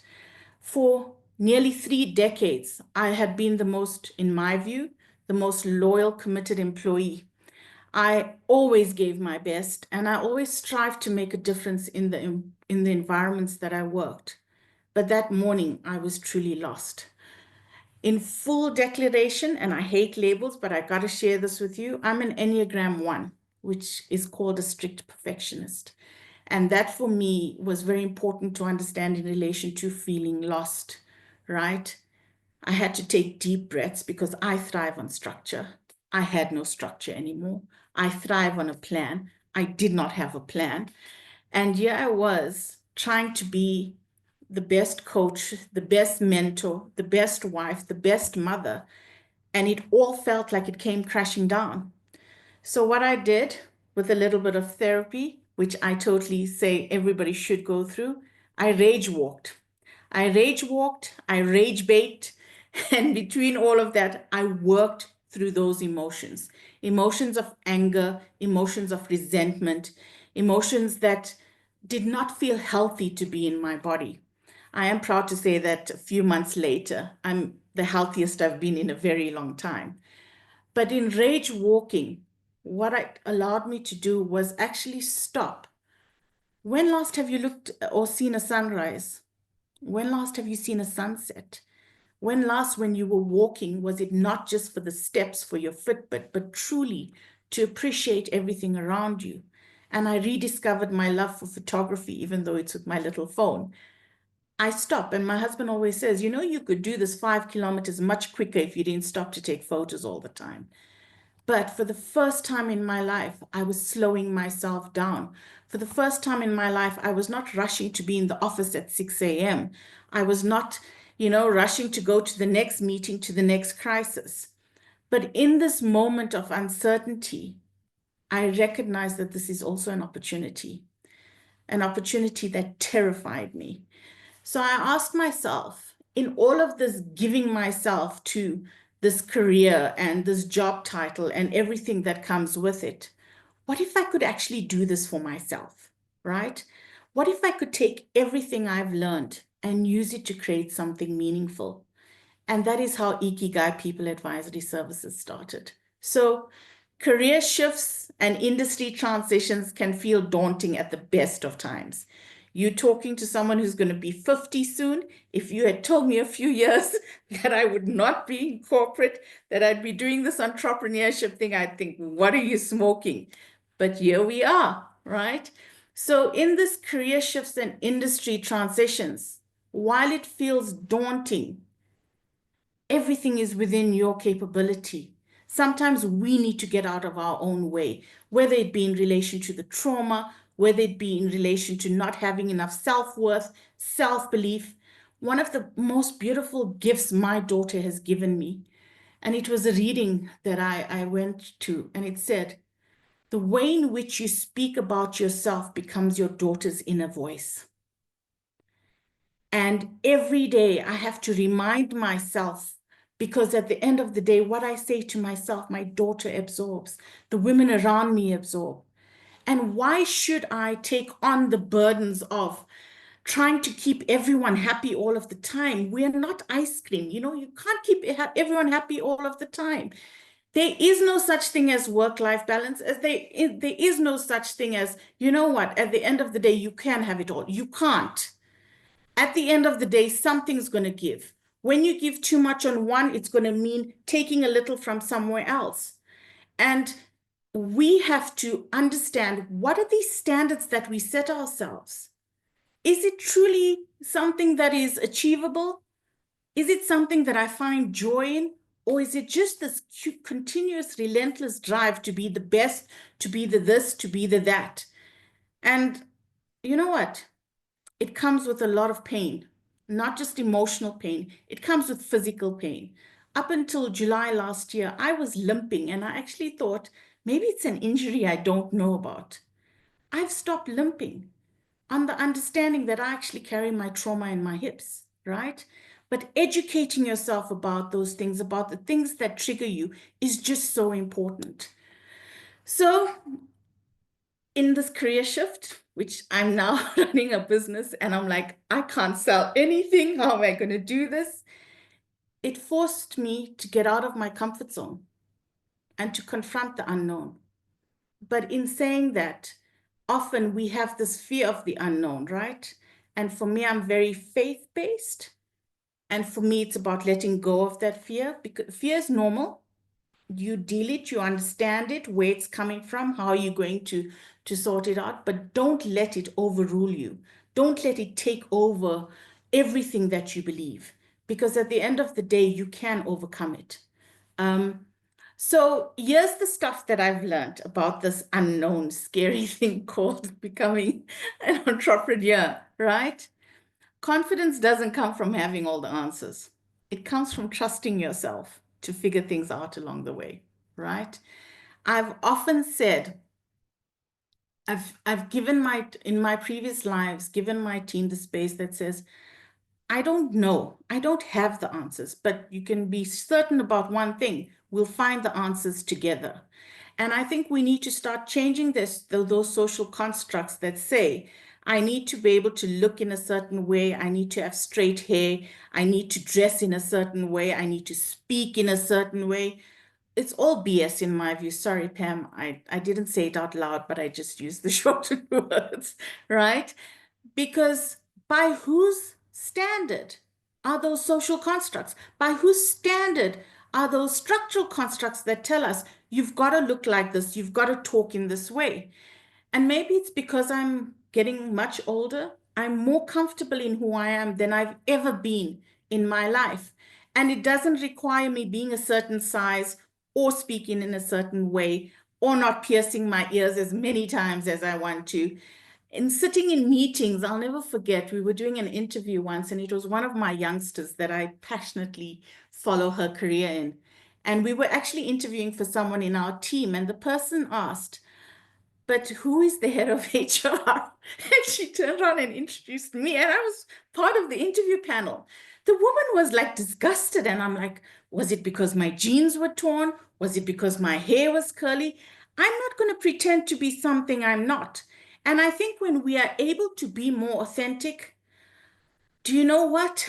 It frees our juniors. It frees the next generation to lean into who they are, to not have to come into corporate and watch the way they speak. I mean, the thing that kills me is this thing called code switching, where I have to be someone different at work than I am from home. Can you imagine how tiring that is?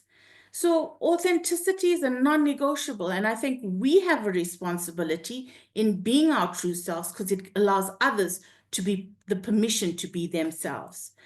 So I'm still figuring things out. I've done some good things and some not so good things in terms of not understanding, having to understand VAT, getting a call from a client to say, SARS has an issue with you. And I'm like, I've never had an issue with SARS before. How can I have this happening? But lean in, find your tribe, because I tell you what, you cannot do this by yourself. So the way in which I found my tribe, when I decided after one of my rage walks, I came home and I said to my husband, do you still have access to CIPC? He said, yes. I said, right, let's register this baby. So rather than have a baby shower, I had a business shower. At this business shower, I invited other women and people who had just started their own businesses. Everyone did a 2-minute pitch. And that has now evolved into the Good Energy Club. So the Good Energy Club, we pass each other leads. I learn about VAT. I learn about discounting. I learn about the fact that as a small business, the big corporates say, we'll pay you in 60 days. And I'm like, dude, how am I supposed to live in the next 60 days, right? So I think the stuff that we have to share in between all of the hot flushes and the body aches and everything else that's happening to you, be kind to yourself.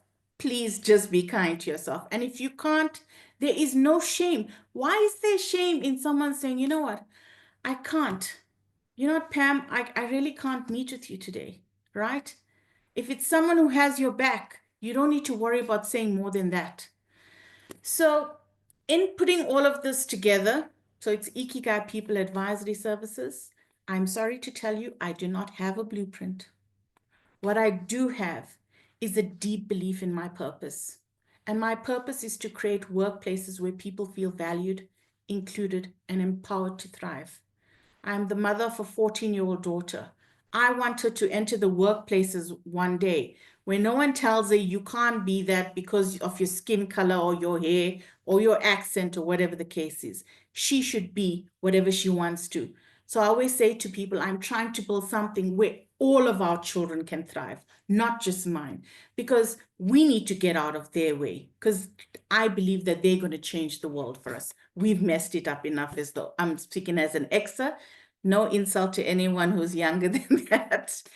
So if you are facing a career shift, and someone said earlier, you're not a tree, the employment relationship is not a hostage situation. If you feel that aggrieved, find something different. Often we feel that this has to be, loyalty is important and commit, and those things are important. So please, I'm not saying don't be loyal, but you have to come to a point where you start caring for yourself. You have to come to a point as a mother, a wife, whatever, you be you first. And I'm trying to, in all of this, it's like, who am I? What brings me joy outside of my family? Because my family is my everything. But outside of being Nqobile's mother and Justin's wife, what makes me excited? Road trips. So I've been road tripping, taking photographs, which I don't care. People may think, why is this woman taking pictures of weeds? One person's weed is another person's wildflower, right? That's the whole thing about being inclusive. I think in doing all of that, in finding yourself, always be rooted in your purpose, because for me, it's so hard when I think, did I spend 30 years losing myself? Or were those 30 years just creating the bedrock for the next chapter of my book? So in saying all of that comes to the word resilience. And I'm so tired of people saying to me, you've got to be strong, you've got to be resilient. Do you know what, dude? Sometimes I don't want to be strong. And I am tired, physically tired. And I think as women, we're not kind enough to one another. And it goes to Dr. Harlan's comment earlier. Nothing upsets me more than someone saying, I went through the school of hard knocks, they've got to go through the school of hard knocks. That's double BS, right? Because what you should actually be doing is, because of your position, make the change so that people don't have to go through the stuff you went through. This thing of, you've got to go through the school of hard knocks, you've got to, please, really? For who? Why should you? Right? Because to me, it's testimony to character. I made sure one of the biggest things I did wherever I've worked was to try to make sure there was always fully paid maternity leave. The guys fought it. Trust me, it sounds easy. Like they really didn't want it. But the minute you shift it to, what if that was your daughter or your wife? You get a different kind of response. And being a woman in the workplace is not about, it's not about wanting favors. I don't want a favor because of my color or my gender. Everything I've gotten, I've worked for, and so can you, right? But we need to fundamentally shift those constructs that make it, oh, I should be the only person at the boardroom table. You know what? After 30 years, I don't want a seat at the table. What I do want to do now is help every woman sitting at that table. I will do the hard work. I will do the heavy lifting. I'll do your presentations. But I don't want that seat anymore, because this is about making way for the next generation of leadership. So resilience, yes, it doesn't always happen that way. Neither does being strong. It's about how we respond to it, and also being vulnerable enough to say, I need help. If I tell you how many people I've reached out to who've actually helped me without expecting anything in return, who've been generous with their time. And to me, that is demonstration of what you give out to the world comes back to you. One of my first jobs was to take care of bursary students. This is 30 years ago, so it is a long time. Those people are now CEOs today. And someone said to me, we lost one of our people in that group. And one of the youngsters, I call him a youngster, he's 45, messaged me and said, here's the link to the memorial. And I told him that I'd been retrenched. And he said, how can that be when you did everything to make us employable? Do you know those little things? Make sure you put it in your little box of glimmers. What do they call it? Glimmers and green flags. I'm tired of listening to red flags and triggers. I want us to build a world where there are more glimmers and more green flags. So why was I burnt out? It had been 5 years of crisis management. I joined an organization as part of a new leadership team to get rid of the corruption that happened. We had riots, then was the flooding. It was a lot, and I never stopped. But I believe that life has a way of making you stop, and mine was my retrenchment, which till today I will maintain was one of the most beautiful blessings I've ever been given. So in a corporate world, I saw firsthand how industries disrupt, evolve, and markets shift. The reality is that change, if you're not comfortable with change, it's truly the only thing we have. Nothing, with the pace of technology changing, the stuff we learned yesterday is redundant today. So the more you are rooted in your purpose and understand what your core non-negotiables are, the easier you are to be able to transverse these different things that hit us day by day. So thinking out of the box has been one of the most important things in my career, and challenging the status quo is something that is at the core of who I am. And some of the examples, I was, PPE 30 years ago, we had to wear men's PPE, and I started in mining. So we were part of the first group of women to go underground. What happened? Slips and falls went through the roof. What did they say? The guy said, that's why we don't allow women underground. You do a root cause analysis. I'm wearing men's shoes. I'm wearing men's pants, right? So we designed the first female-friendly PPE, right? I put in place the first brown female technician on a farm in Nqobile. And this is not about how fantastic I am. This is about fighting the status quo that says women can't. Yes, they can. And we have to provide them with the support. We need to show them differently. So in all of this that's happening, resilience is like a muscle, right? You need to exercise it all of the time. But more importantly for me is about staying curious, staying open, and staying committed to your growth, even when the path ahead isn't clear. For me, do you want to walk a path everybody else has, or do you want to create your own path? In order to create that own path, you got to get the panga and start cutting through the grass, because there is no path ahead for you, right? So when you're feeling uncertain about the future, remember, and this is one thing I've learned, uncertainty is not your enemy, right? It's your opportunity to evolve. And if at 50 I can evolve, I'm sure you can evolve. embrace it, learn from it, and more importantly, let it propel you forward. The thing for me is you lean in. And in leaning in, the most beautiful friendships can happen. And it comes without expectation. It comes without judgment. I don't have to wear makeup. I don't have to dress in a certain way. And I'm sorry I belabor those points. But if I had to tell you the number of times I was told, you don't look like an executive.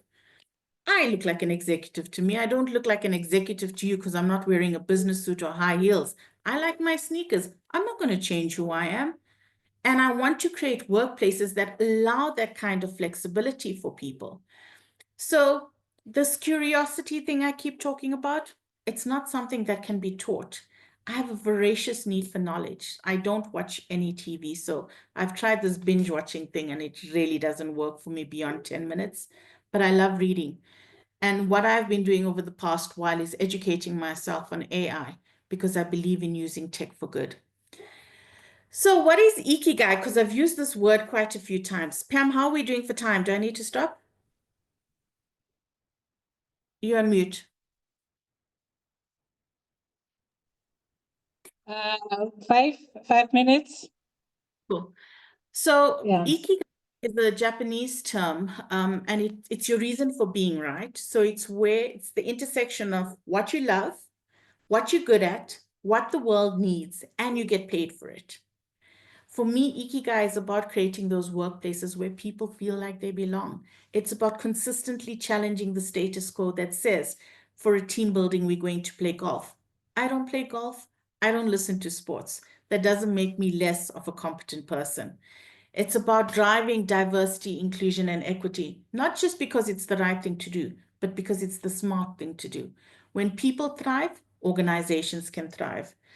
Sustainability is key to everything that I do. I've launched a movement called #NTradHR because I believe technology is the ultimate game changer in order to enable businesses on automation and augmentation, to give us the time to actually do the really cool work, which is the high-touch people work.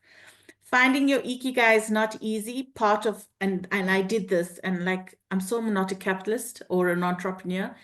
But in my first month of unemployment, I gave out three opportunities to women to find their Ikigai on a pro bono basis.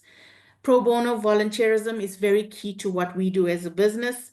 Yes, I have bills to pay, but I also believe I can't stand here and talk these things if I don't practice them myself. So the answers led me to where I am today around what truly matters, where can I make the greatest impact? And that is about our mission as a business is to align purpose, passion, and profession to business strategy and results. A perfect example was last weekend, we hosted a techathon, pro bono, 16 young kids from Kliptown, 4 private school kids, and we mixed them up and they had to solve for SDGs 3, 4, and 5. After a day and a half, and this is the youngest was 13, the oldest was 17. After a day and a half, they actually came into Dragon's Den and had designed tech solutions. We need to get out of their way. So contrary to what Dr. Harlan said, I have a lot of faith in the younger generation, and I truly believe us as older people just need to get out of their way. I think in all of this, I'm also tired of being told you need to dumb yourself down. I'm like, really? How? How is this an expectation? So I fight that on a daily basis, and I'm trying to reframe what I'm going through from, oh, it's a retrenchment to, you know what, it's an adventure.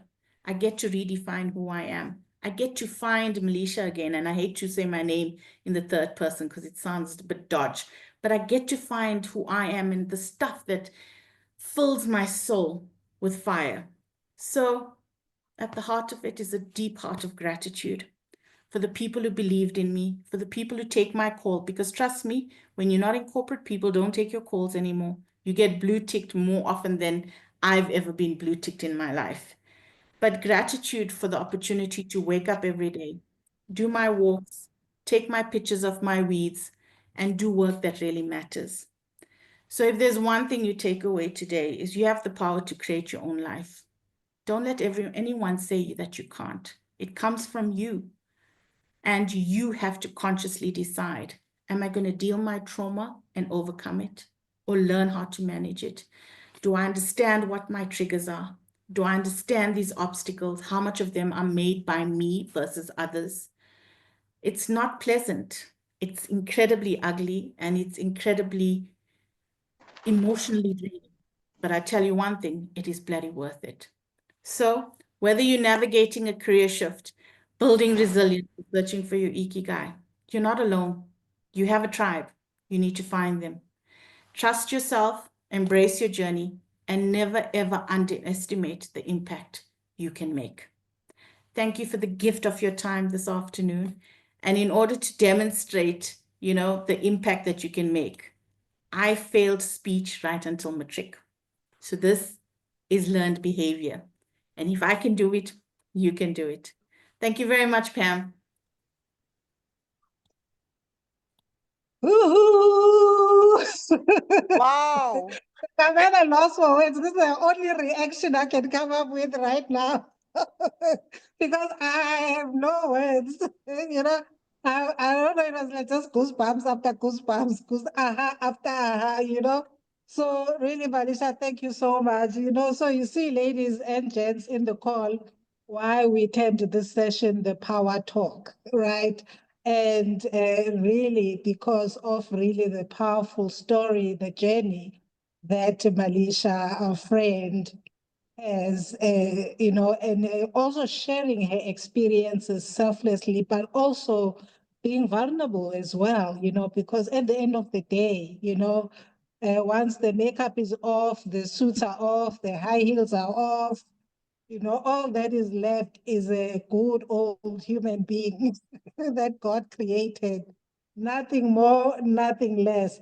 So thank you, Malisha, for that topic and for sharing your journey. Like, my heart is so warm.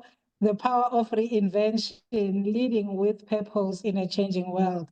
With the hashtag takeaway, the future belongs to those who dare to reinvent themselves. So you just go into the unknown, you make mistakes, you tap into the networks, you lean in, you ask questions, the doors close, some doors open, and you just keep moving. And that's just really the beauty of life and embracing your own journey into the changing world. So before I go into the comments and I invite the next speaker, we've got a hand from Dolores. So over to you, my lady. Thank you, Pam. And I just wanted to share a little bit anecdote about Malisha, to say that she really walks the talk of what she's talking about. So as you know, going on to this entrepreneurial journey, I've been on it now for 4.5 years. And you know that you become the marketing person, you become the IT person, you become when you're working for yourself. So I've been struggling with that for the past 2-3 years. And after meeting Malisha, I don't know where Malisha got this young person.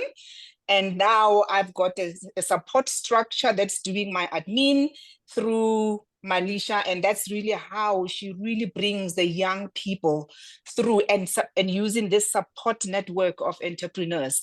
And so I'm saying kudos to her. She exactly what she said, that's exactly how I've experienced and how she walks this talk. Thank you.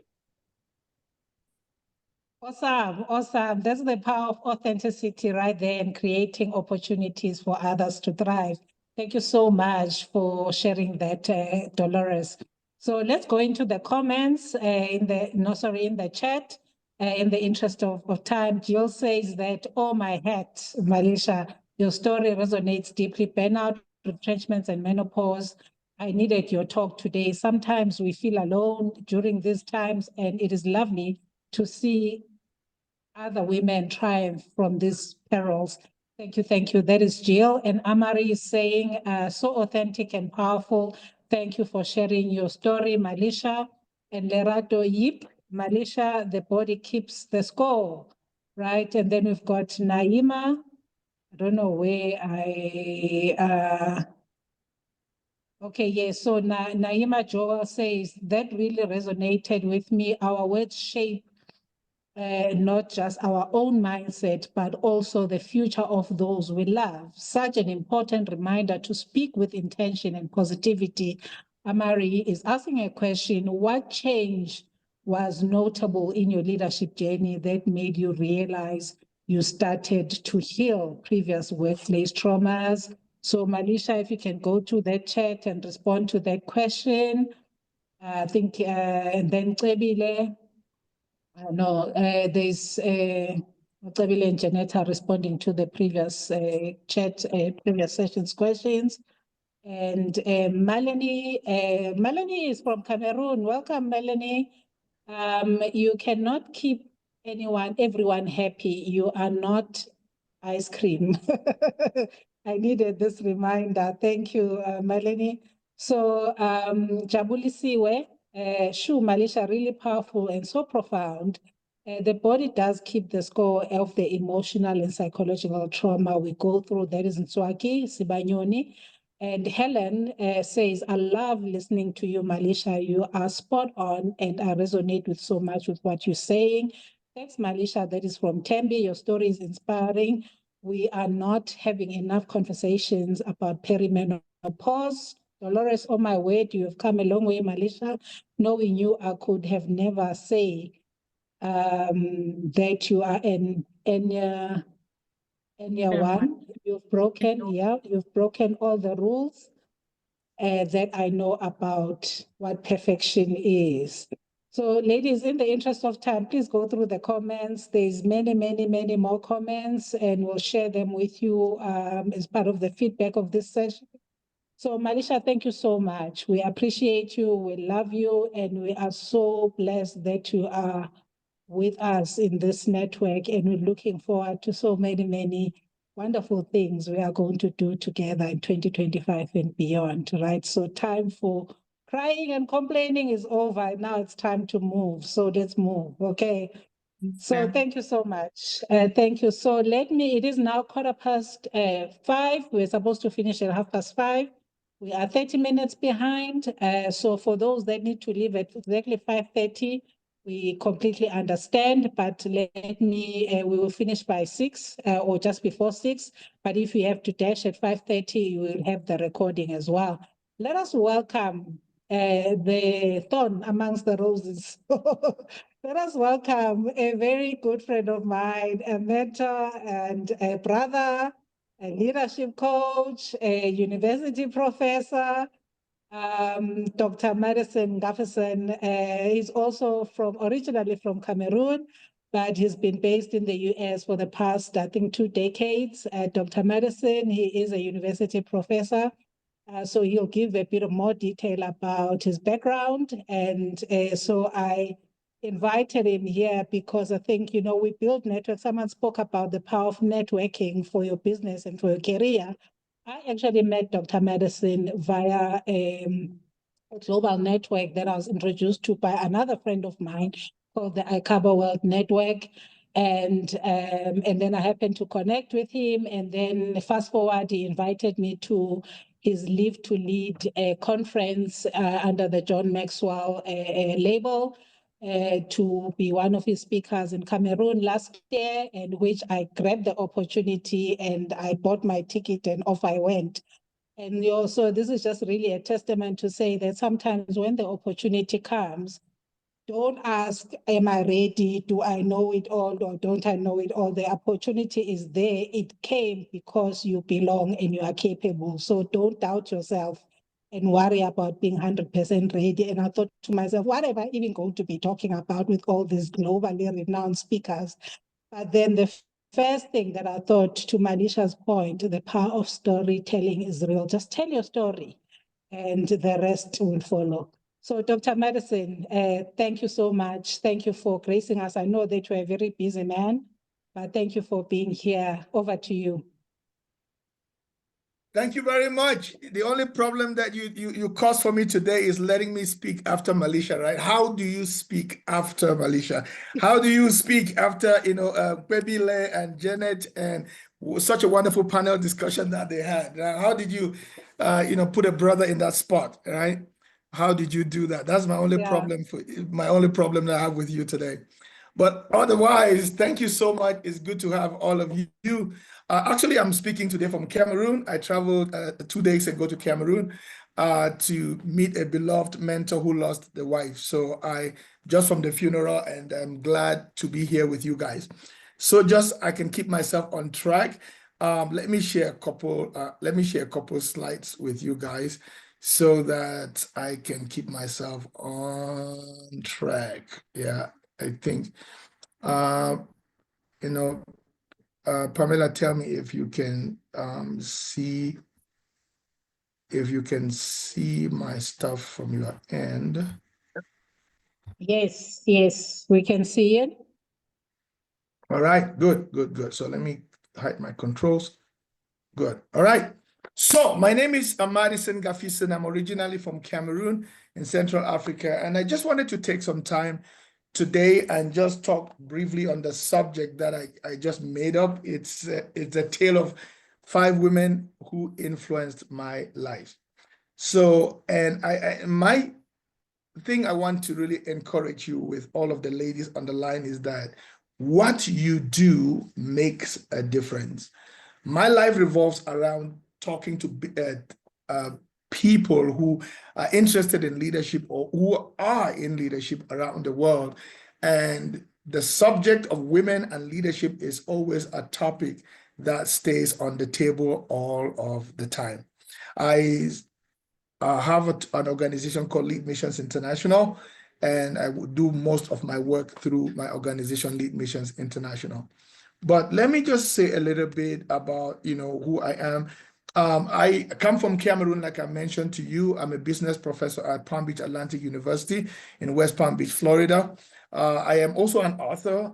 My latest book is called The Day Before Tomorrow, How to Make Today Count.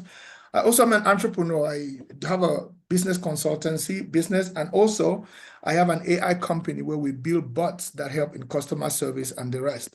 I see myself as a man of faith. I'm a family man, but the way I look at myself in the overall picture is that I'm a leader, and I lead through my book writing. I lead in my business. I lead in my profession as a university professor. I lead in my country, my family, and even in the body of the community of faith.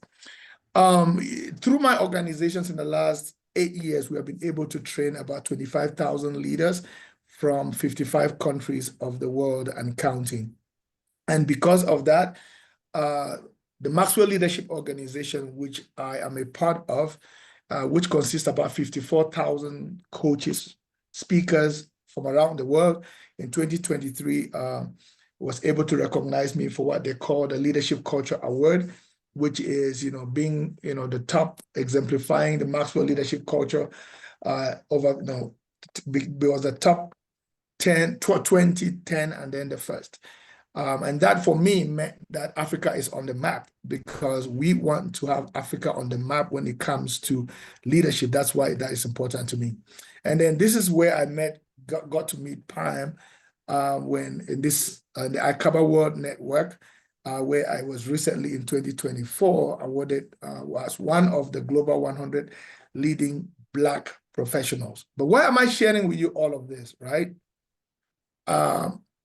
I'm sharing this to say that in everything that I've achieved in my life and the things that I've just shared with you a while ago, all of these were achieved because of very strong women that have been in my life.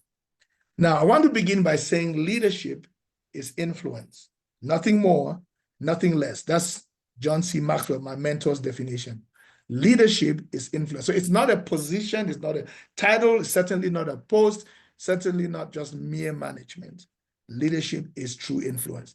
So if you think you are leading and you turn behind and notice no one is following, you are basically just taking a walk. You are certainly not leading.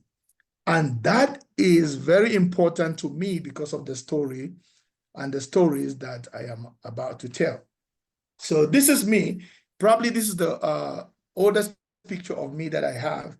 I think it was when I was about 4 years old or 5 years old. I was born in a tiny little village in the grasslands of Cameroon. My village is called Sop, and I vow that everywhere I go in the world, I make everybody know that name, SOP, because the reason is that I mean, I could not believe myself that somebody from that remote part of the world can ever be anywhere close to anything serious in the world, right? But things do happen. But my story really starts from my tiny little village. When my mom was pregnant with me, and maybe I will just pull down the slides for now. But when my mom was pregnant with me, my father took the next flight out of town. Even though my little village did not have an airport, he just managed to do that. You know, you got to give him kudos for that. But he ran away, and so I grew up with my grandmother and my grandfather in our little village. Now, one of the things that I really learned from my grandmother is that she just had this unconditional love for me. My grandmother was an illiterate. She could not write English. She could not speak English. My grandfather, on the other hand, was very well educated, but he was a registered nurse back then, but then he could not practice his profession because when he got his degree, his certificate, and was about to start work, he was given an injection in the nerve by a white guy that paralyzed him for the rest of his life. Penicillin injection in the nerve, and it paralyzed his life. He never got to practice the profession that he learned. So I grew up with my grandmom and granddad in the village. Now, my grandmom really epitomizes, like I said again, unconditional love. I remember back in the day when we grew up in the village, there was no television. Back in the day was radio. So I'm a child of the 70s. I was born, 1973. So mid-70s thereabout. So there was this big radio. It was a family radio, right? Because everybody gathers around the radio to listen to the news back then. And so there will be this music that comes on the radio, and it was Sweet Mother. It's one of the big African artists back then, Prince Nqobile. And my grandmom will take me to the radio and say, listen to that, Madison. And it says, this is exactly how I love you. And when my grandmom said that to me when I was 4 years old, 5 years old, as a little child, didn't think much about that, didn't even know what that means and all of that. And that's what I would pay her again to come back from her grave to say those words today, because I know what she was actually trying to communicate now better than ever before. So when I was about leaving elementary school in Cameroon, when you leave elementary school, one of the things they do is you write what they call a common entrance exam that gets you into secondary school. And when you write the common entrance exam, if you pass in list A, so it's the top students, you go to the better schools. Now, if you come in list B, you go to the not so good schools, right? And so that's the way it was. And Anna was a fairly bright student, but then I wrote the common entrance. Guess what list I got in? I got into list B. So, of course, as the tradition is, I went to not so good school. And then, at that time I was living with my auntie. Then my grandmom visits us from the village. And he comes and says, where is Madison going to school? And they give her the name of the school. An illiterate grandmother, listen to the name of the school, could tell that this is not one of those good schools. And then she says to my auntie and to my mom, and he says, you have to get my son into a good school. And if you are not willing to do so, I am going to take my son to the principal and tell the principal, my son is good enough. He will make you proud. Just give him a chance. And, back in the day, the fear of mother is the beginning of wisdom. So they got their act together, my mom and my auntie, and they better got me into a good school. And when I look back to that day, till today, I still have a lot of respect for this woman. Because if she had not literally commanded her own children, make them to fear, put the fear of God in them and say, send this child to a good school, I don't know where I would end up.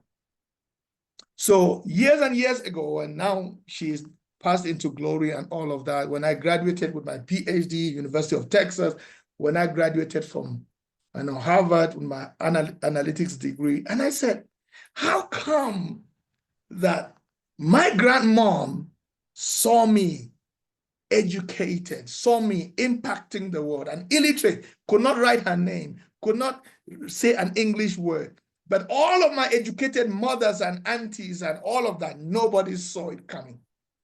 And I said, leadership is influence. And this woman saw and analyzed the data and saw that there was something good in this tiny little boy. It comes from a village, but it can become something great. And my grandmom believed in me. And so I always look to my grandmom. Everything that I achieve in my life, I always take a break and thank God for that woman who saw more in me than I could see for myself, that my aunties and my moms could see in myself. So I always look at that and I marvel what they did. So this was a woman that influenced my life, in the top woman that influenced my life, and I would remain forever grateful. She never lived to see me have a master's degree. She never lived to see me have a PhD. She never lived to see me go to Harvard, but everything that she did laid the groundwork for who I am today. So don't let nobody say that female is feeble. Don't let anybody even say because you're uneducated, it means anything. Don't let anybody tell you that crap that says that, you know, just because you can't spell your name doesn't mean you don't have influence. If my grandmother sent a grandson to Harvard, then anybody in the world can achieve anything. The second person that, you know, transformed my life was my own mom. And the way she transformed my life is a very unlikely way. I've lived with my own biological mom just for 4 years of my life. You know, when I was in secondary school, most of the time I lived with my grandmom and then my auntie. So never really lived with my mom. But something really, really shifted for me a couple of years ago while I was really a grown-up adult in my 30s. Actually in my 40s, that turned the dial on that thing. So I told you my father ran out of town when my mom was pregnant. I never came back again, like 1, 2, 3 times or 4 times, 5 times in my different stages of growth. But when I lived with my mom for the 4 years that I lived with her, I was really angry with her. You know, I'm a first among 6 children. And when I was living with my mom, so because I would see men walk through the door, and I'm a teenager at that time, and I know some few things, and I was like, man, like that is not the life I want to see my mom live. And it just kind of angered me. But one day, when I was a grown-up adult, already working, living, and as a university professor already, my mom visits me. And one of the days, we had this kind of uncommon moment. We were downstairs in the living room, and then I just said, Mom, can you just tell me this story about you and my dad? Like, what really happened? How did that come about? And how did this thing happen? Why is it, why is there no community? What really happened? Why did he not marry you? What really went down? And then in this moment, my mom said something that I don't know that she would ever say it again, and I know that that topic would never be opened.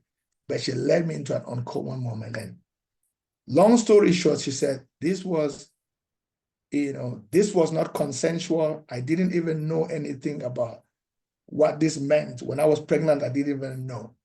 So that tells you where I come from. But she said this, she said, but I knew that the child that was in my womb, I could not get rid of that child. I knew that I had to keep the child. I just knew that that was my fate, but it was. Then I respected my mom from that day on forever. Because this woman had a choice to get rid of that because she didn't want it, because it was not consensual, because it was.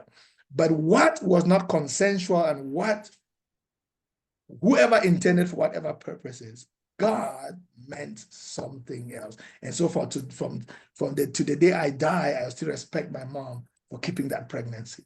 Because of her, thousands and thousands and thousands of people around the world today even know that there is such a person and this name. So I want to be very thankful even to my mom who kept me. Then when I was a 19-year-old, I got to meet this other lady. This is the lady that brought me. She's called Miss Patience. So I've talked about Grandma Rebecca. I've talked about my mother, Mama Miriam. And then now Miss Patience. Miss Patience was just slightly older than me. And actually, when I was in high school, she was doing a course in the university. Now, this is the lady who introduced me to God and to the fear of God in my life. And it really helped put me on a new path, Because not only did I really get introduced to God in my life, did I really begin to believe that I am more than where I come from. I began to understand that though I did not come from much, I began to believe that much can come out of me. Though I wasn't born in wealth, I understood that wealth can come out of me. And it was that pivotal moment when this lady got me to really introduce me to know who my maker is and to know that only my maker can determine who I am. Only the person who created me, my maker, my manufacturer, can determine my potential and what I carry in me and what is it that I can release to the world. It was through her that I learned that, you know, God's gift to you is your potential. God's gift to me is my potential. But what I do with that potential is my gift back to God. It was Miss Patience who taught me that. Today, a few years ago, she passed away, and I really wept because I know that this woman really did greatly in my life. The fourth woman is one lady by the name of Miss Berry. Now, this is the lady who for one whole year mentored me when I was just when I was my first year of university. Every Saturday, this lady would sit me down. I was a fellow student like me, but she was just slightly older than me. Taught me the principles of how to live a good life for one whole year. Every Saturday, I still remember, like it was yesterday, in our tiny mini city, they used to call it, where University Residence Hall, where I live. And she taught me and helped me to become a truly better person. And the fifth lady is the one the one I got married to. I call her First Lady Claudia. Now, this woman, I really have a lot of respect for her for one thing. When I was born in father and mom not together, born in a tiny little village, she came from a more structured home. Father and mother in her life was born out of love, a father that loved her, cared about her, and all of that, And I'm born in a place where I don't know the head of my head. Lived in a home that had a fence, had a car. I never even, when I was in the village, I used to imagine how I would enter a car one day, like that's how far remote I come from. Walked sometimes barefooted to like 6 miles to school and back in my little tiny village. That's what I was used to. Now I get married to this more sophisticated, even before I could get married to her, right? So I think I married up, right? I upgraded in my marriage, right? Because when I met her, the reason one of the first things that struck me about her was that while we were still dating, while we were still planning, it was my birthday, and no one has ever celebrated my birthday. I didn't even know whether I heard, rich people, children celebrate birthdays, they have a cake, they have all of that, but that was reserved for that special group of people. For the first time in my life, this woman, she buys for me, I would never forget that polo shirt, right? Very quality polo shirt. And she gave me a gift. I didn't even know how to handle the gift because nobody had ever given a gift to me. She was the first person that ever gave a gift to me and celebrated my first birthday when I was like 28 years of age. How can I forget that? The power of women that have walked in my life, women that have showed me what it means to be loved, women that have showed me and accepted me and opened their hearts to me and shown me what true love is. Today, I teach leaders around the world. Today, I do all the things that I do, but were it not for these women, I will not clearly be where I am. You see, leadership, and that is what it comes down to. Leadership is not a position, it's not a title. That's why we have to walk our way up in leadership. My mentor, Mr. John Maxwell, says, leave that position level and get to a place where you begin, where people don't just look at you as a leader, not because of where you are, that position or the title that you hold, where people follow you because of, because they have to, because they are the ones paying your salary. They could, they could sack you, they could fire you, say, no, get away from that. Come to a place where a permission level, where you are a leader and people follow you because they want to. And they follow you again because you have reached the... Dr. Madison, yeah. 5 minutes. Yes, that's good. I'm concluding here. Yeah. So they follow you because Yes. they want to. They follow you because of your result and what you're able to do. They follow you because of what you have made of their lives. And that is exactly what these women did in my life. Let them even follow you, or let there be a time in your life where when you are no longer here, when I am no longer here, and my children and my students and all of the people that were in my life look back and they are able to say, you know what? Here lies a man or a woman that transformed our lives. Hopefully you and me get to ever, smell what the Nelson Mandelas of the world, the Mahatma Gandhis of the world, the Mother Teresas of the world have done, which is that they have left their mark. And though they are far gone and in their graves, guess what? They still lead because of the power of their example. Thank you very much. Oh, Dr. Madison, your story is something else.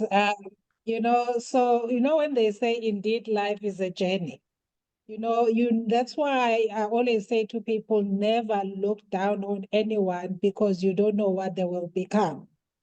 So I think your story is just one of those stories that continue to reinforce in my mind that whatever challenges that we go through, that it will be all right in the morning. Tomorrow is a new day, So thank you so much, Dr. Madison. Thank you so much. And let me just, before I open up for questions for a few minutes, let me just read some of the comments. And I just love the passion, in all of us, the speakers today, just the passion and the willingness to share vulnerability and open up about being authentic about the journeys. It is just really, really amazing to see. And I'm just really, really so blessed to have people like you in my life. So Jill Jones says, thank you, Pam, for this forum, for your well-chosen speakers, as always. Inspirational truth spoken. I have to go, but I will need to be circling back. Okay, she had to go. And Iyong Enos said, wow. And Duduziles Konyela said, so true, Dr. Madison, having someone advocate for you and to truly see you even when you can't will always make the difference in how we view ourselves. Very, very profound, Duduzile there. And Sanet is saying that Dr. Madison, I so want to stay on and listen to your story, but I have another meeting. Okay, she had to go about 5 minutes ago. So please do connect with Dr. Madison on LinkedIn, find him, connect with him. He's open to connecting with people in our networks. So don't be shy. And Tabulisiwe says, wow, Dr. Madison, Melanie, wow, it is true that where you come from does not determine where you get. Thank you for sharing your amazing journey, Dr. Madison. Emma Feni, thank you, Malisha and Nqobile, for touching on the topic of therapy. Okay, so I think I'm reading the previous comment. Sorry about that. This is truly an inspiring story, says Lerato. Made me think of the people that have impacted my growth. What powerful speakers here today, Malisha and Dr. Madison. So inspirational. Thank you both for sharing freely. Nwabisa says, Dr. Madison, your story beautifully illustrates how mentorship, guidance, and support can shape not just a career, but a person's entire perspective. Thank you for this important reminder that behind the most successful careers lies a network of support that deserves a recognition. So those are some of the wonderful comments from our network here on today's session. Dr. Madison, so before I close, thank you so much. Is there anything else that you would like to share? I know that obviously through your Leeds Missions International Organization and the Live to Lead John Maxwell Organization, you're always doing conferences around the world and empowering personal and professional development initiatives. So what's in store for this year, just briefly? Where in the world we will see you this year? Yes, so Pamela, one of the things that is in this year, like I mentioned to you, we want to be able to come to South Africa for the first time with John Maxwell, my mentor, and a couple of other leaders, and run our first Live to Lead program in South Africa. So Live to Lead is a program organized by John Maxwell with world-class leaders that is aimed to bring global leadership and add a local context to it. So I pray that this will be a success and that all of us here can benefit from it and grow from it. Maybe I get to physically meet people in your network and all of that. That will be a wonderful thing. It will be November. We are thinking about November 29th of 2025. So it's a few months ahead of time. So I think people can still change their plans and make some plans for that special day. It's going to be a day of growth. Thank you. Yeah. No, so you've heard it, ladies. There it is, right? So, Dr. Medicine, you have to partner with our network, obviously, for this Live to Lead John Maxwell conference that you want to bring to South Africa. So, so stay tuned, and thank you for being so patient with us. I know that we are behind time. It is 5:45. Dr. Medicine, thank you so much. We really look forward to what is going to happen this year and the next and the next. And I know that you're also planning sometime next year an All Africa Summit in Kigali, Rwanda. Yes, in Kigali, Rwanda. Yes. So we will be there. So we're getting ready. Thank you so much for your time, for sharing selflessly. So let me close, ladies, so that I don't keep you beyond 6 o'clock. I would just like to take 10 minutes to just have some closing comments and share my slides again, and then as we close in the next 10 minutes so that we can get back to our long weekend activities. And I want to thank you once again that it's not every day that people take time. Can you see the slides with Malisha in it?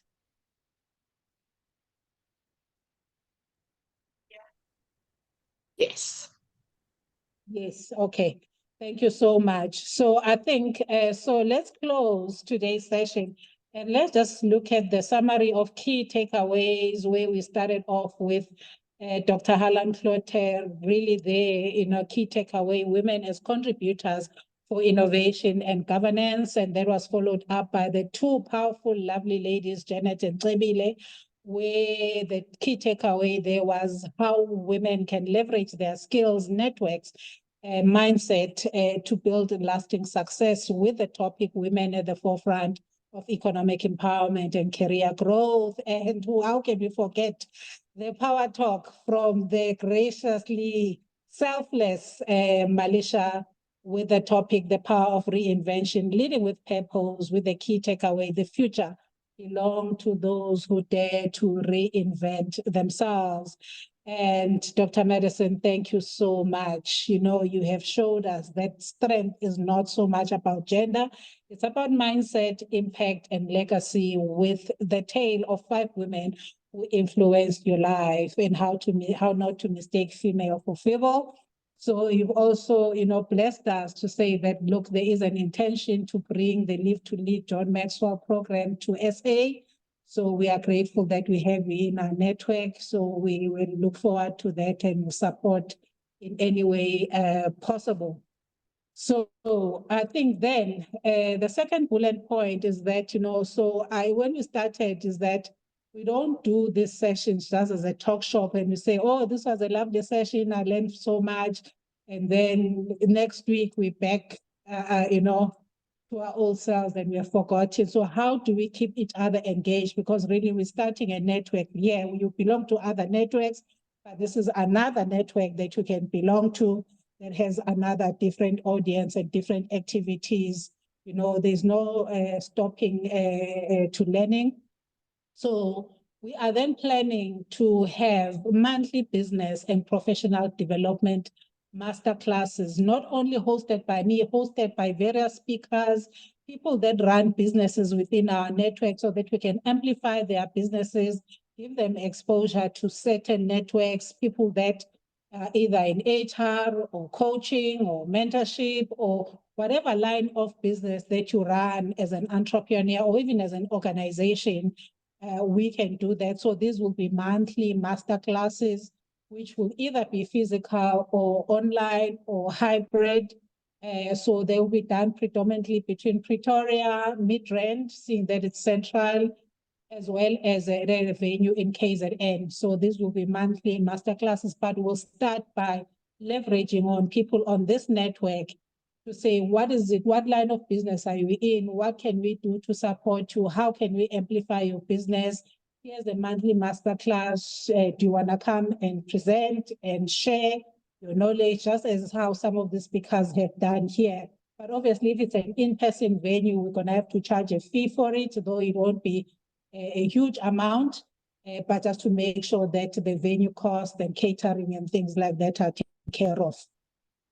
So look out for those things. But what we're also excited about, we're excited to announce the annual Business Amplifier event. So these are the events that we are going to be doing on an annual basis every year between either June or July. But this year, together with other business partners in media, in other sectors, in agriculture, and corporate, we are planning to host this upcoming Business Amplifier event, first ever, on the 21st of June. So this one will be done hosted in KZN, Devon to be specific.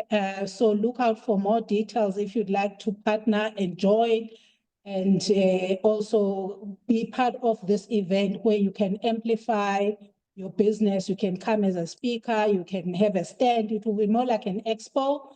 We'll partner with some corporates in the private and some public entities as well. So just look out for more information that will come on social media platforms. But because we also have your email addresses, we'll also email you the details. This will come predominantly from our marketing and PR partner, which is called Envision Brand, which is the lady that hosted the SOA event, the State of the Women Address event that we had 2 weeks ago. So she's partnering with us then to bring this event to life because of all of the media connections they have as well. So we're really excited about that. Look out for that. And then the last point is that then this is also just a call to action, that and an invitation that if you are interested in joining this network, Nonkosi Women's Network, you are more than welcome. We'll send you the link on how to register for membership. Like I said, the membership is free at no cost. You don't have to pay monthly or annual membership fees. It's just how do we collaborate, connect, get to know more about you and your business and how we support your business through our monthly masterclasses or through our events. The first one being the Business Amplifier event that's coming on the 21st of June. And of course, partnering with global events like with Dr. Medicine, the Live to Lead program with John Maxwell through his organization. So we are really excited, and thank you for your time, and thank you for staying on for almost 3 hours nonstop. So that is just really a different level of commitment to personal and professional development. And for that, we are really grateful for your presence. We are grateful for your time. Being the long weekend, we really, really appreciate you, and look out for then a follow-up email. We'll send you the recording and then how to join the network and how to be part of the monthly master classes as well. Thank you so much. That is it from me on a Saturday early evening. So now I have to go and drink my coffee and my tea and clear my throat and bask in, the excitement of the successful engagement and a meaningful dialogue that we had this afternoon. Thank you so much, and thank you to our speakers, Dr. Klote, Malisha, Janet, Nqobile, and Dr. Medicine. And thank you for your wonderful comments and engagements and your commitment. So let me stop before I repeating myself. Thank you so much, and enjoy your evening and the rest of the long weekend. We will chat again soon. Love you. Thank you. Thank you, Pam. Bye. Bye. Bye. Thank you, Pam. Goodbye, everybody. Bye. Bye. Thank you very much. Goodbye.